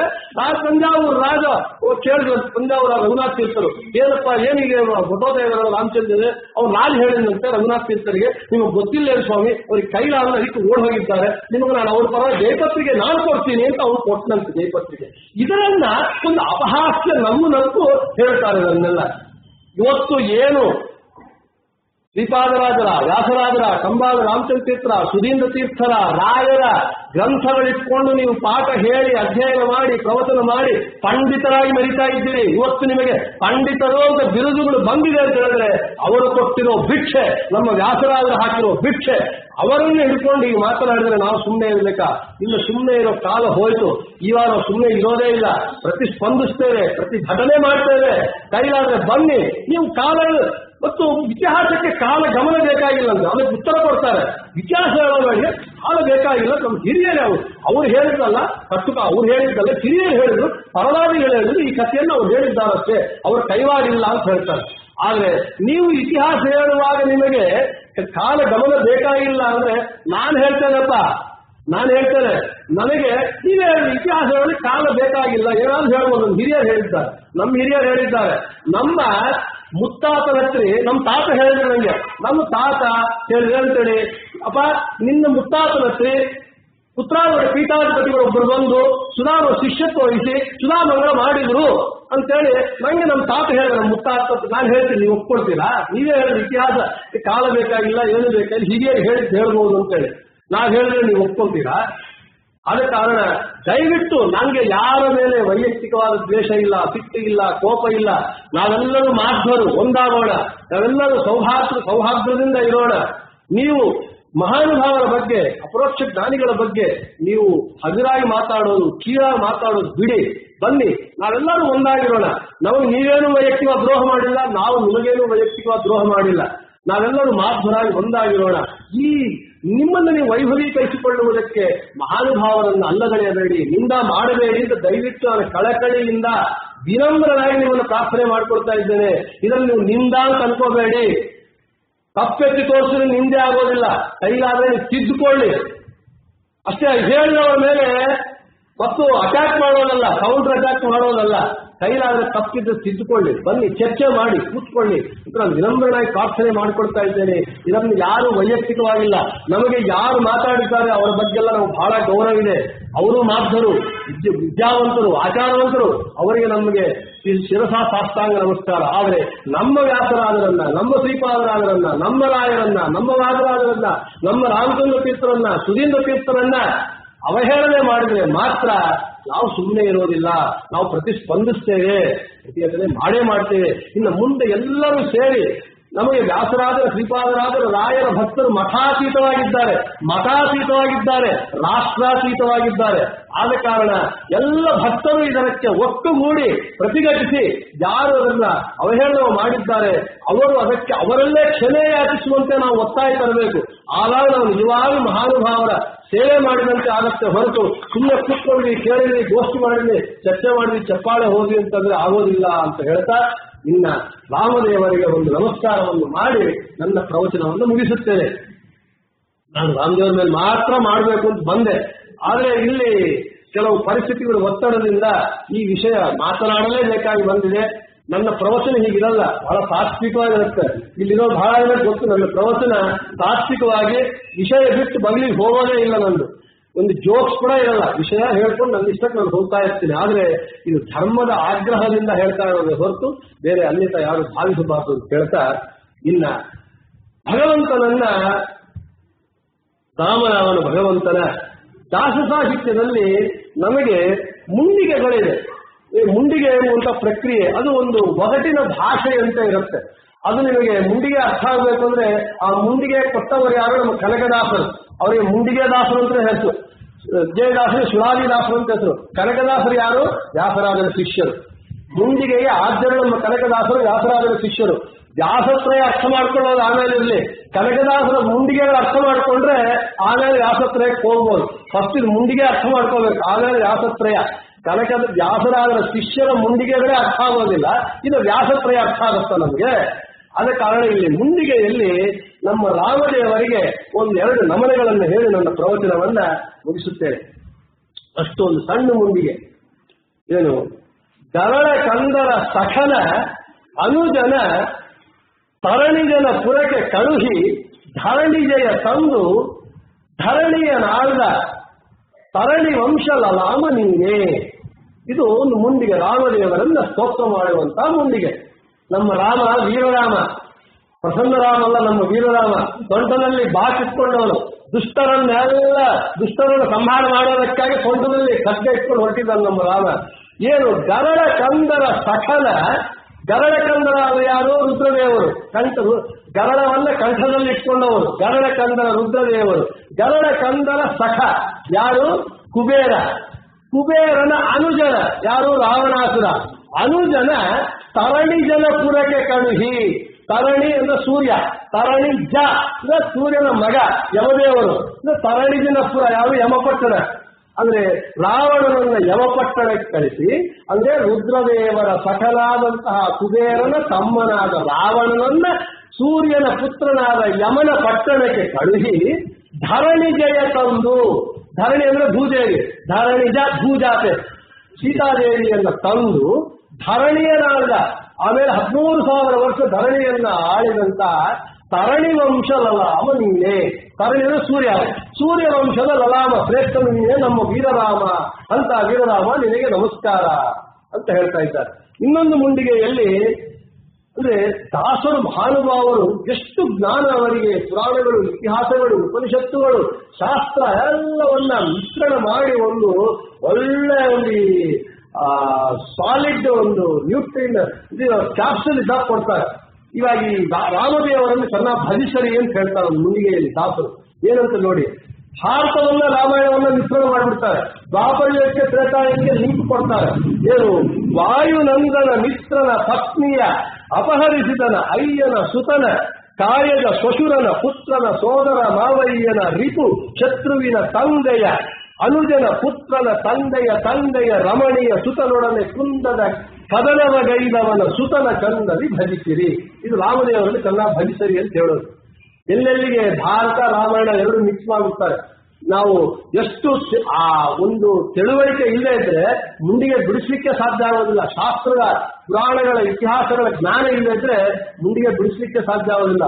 ನಮ್ಮ ಶ್ರೀಗಳು ಮುಂಡಿಗೆ ಮಾರ್ತಾಂಡರು ಅಂತೇಳಿ ಪುರಾಣದಲ್ಲಿ ಅಸಲು ಅವರೇ ಸ್ಫೂರ್ತಿ. ನಾನು ಮುಂಡಿಗೆಗಳೆಲ್ಲ ಹೇಳ್ತಾ ಇರೋದು ಗುಲ್ಬರ್ಗಾದಲ್ಲಿ ಅವರ ಭಾಗವತ ಪ್ರವಚನ ಇತ್ತು, ನಮ್ಮ ಹರಿಕಥಾಮೃತ ಪ್ರವಚನ ಇತ್ತು. ಮೊದಲು ನಮ್ದೊಂದು ಅರ್ಧ ಗಂಟೆ, ಅವರೊಂದು ಗಂಟೆ. ಆವಾಗ ಕೂತ್ಕೊಂಡು ನಾನು ಉಪನ್ಯಾಸ ಕೇಳ್ತಾ ಇದ್ದೆ. ಅವ್ರು ಮುಂಡಿಗೆಗಳು ಹೇಳ್ತಾ ಇದ್ರೆ ಎಲ್ಲರೂ ಚಪ್ಪಾಳೆ ತರ್ತಾ ಇದ್ರು, ಬಹಳ ಖುಷಿ ಪಡ್ತಾ ಇದ್ರು. ಅದು ನೋಡಿದಾಗ ನಾನು ಯಾಕೆ ಹೇಳಬಾರದು ಅಂತ ಒಂದು ಅವರೇ ಇನ್ಸ್ಪಿರೇಷನ್. ಆಗ ಏನೋ ಪ್ರಯತ್ನ ಮಾಡಿದೆ. ಗುರುಗಳ ಅನುಗ್ರಹದಿಂದ, ನಮ್ಮ ಸ್ವಾಮಿಗಳ ಅನುಗ್ರಹದಿಂದ ಇವಾಗ ಏನೋ ಒಂದು ಮುಂದಿಗೆ ಹೇಳೋ ಒಂದು ಶಕ್ತಿ ದೇವರು ಅನುಗ್ರಹ ಮಾಡಿದ್ದಾರೆ. ಇದು ವಾಯುನಂದನ ಮಿತ್ರನ, ವಾಯುನಂದನ ಯಾರು? ಹನುಮಂತ. ವಾಯುನಂದನ ಶಬ್ದವನ್ನು ಸರಿಯಾಗಿ ಗಮನಿಸಬೇಕು. ವಾಯುನಂದನ ಹನುಮಂತ, ವಾಯುನಂದನ ಹನುಮಂತನ ಮಿತ್ರ ಯಾರು? ಸುಗ್ರೀವ. ಮಿತ್ರನ ಪತ್ನಿ ರುಮೇದೇವಿ, ಆಕೆಯನ್ನ ಅಪಹರಿಸಿದವನು. ಅಪಹರಿಸಿದನ ಯಾರು? ಅಪಹರಿಸಿದ್ದು ವಾಲಿ. ಅಪಹರಿಸಿದನ ಅಯ್ಯನ, ಅವನ ತಂದೆ ಯಾರು? ಇಂದ್ರದೇವರು. ಅಯ್ಯನ ಸುತನ, ಇಂದ್ರದೇವರ ಮಗ ಯಾರು? ಅರ್ಜುನ. ಸುತನ ಕಾಯಜ, ಅರ್ಜುನನಿಂದ ಹುಟ್ಟಿದ್ಯಾರು? ಕಾಯಜ. ಅವನ ಶರೀರದಿಂದ ಅಭಿಮನ್ಯು. ಕಾಯಜ ಶ್ವಶುರನ, ಅಭಿಮನ್ಯುನ ಹೆಣ್ಣುಪಟ್ಟ ಮಾವ ಶ್ವಶುರ ಅಂದ್ರೆ ಯಾರು? ವಿರಾಟ ರಾಜ.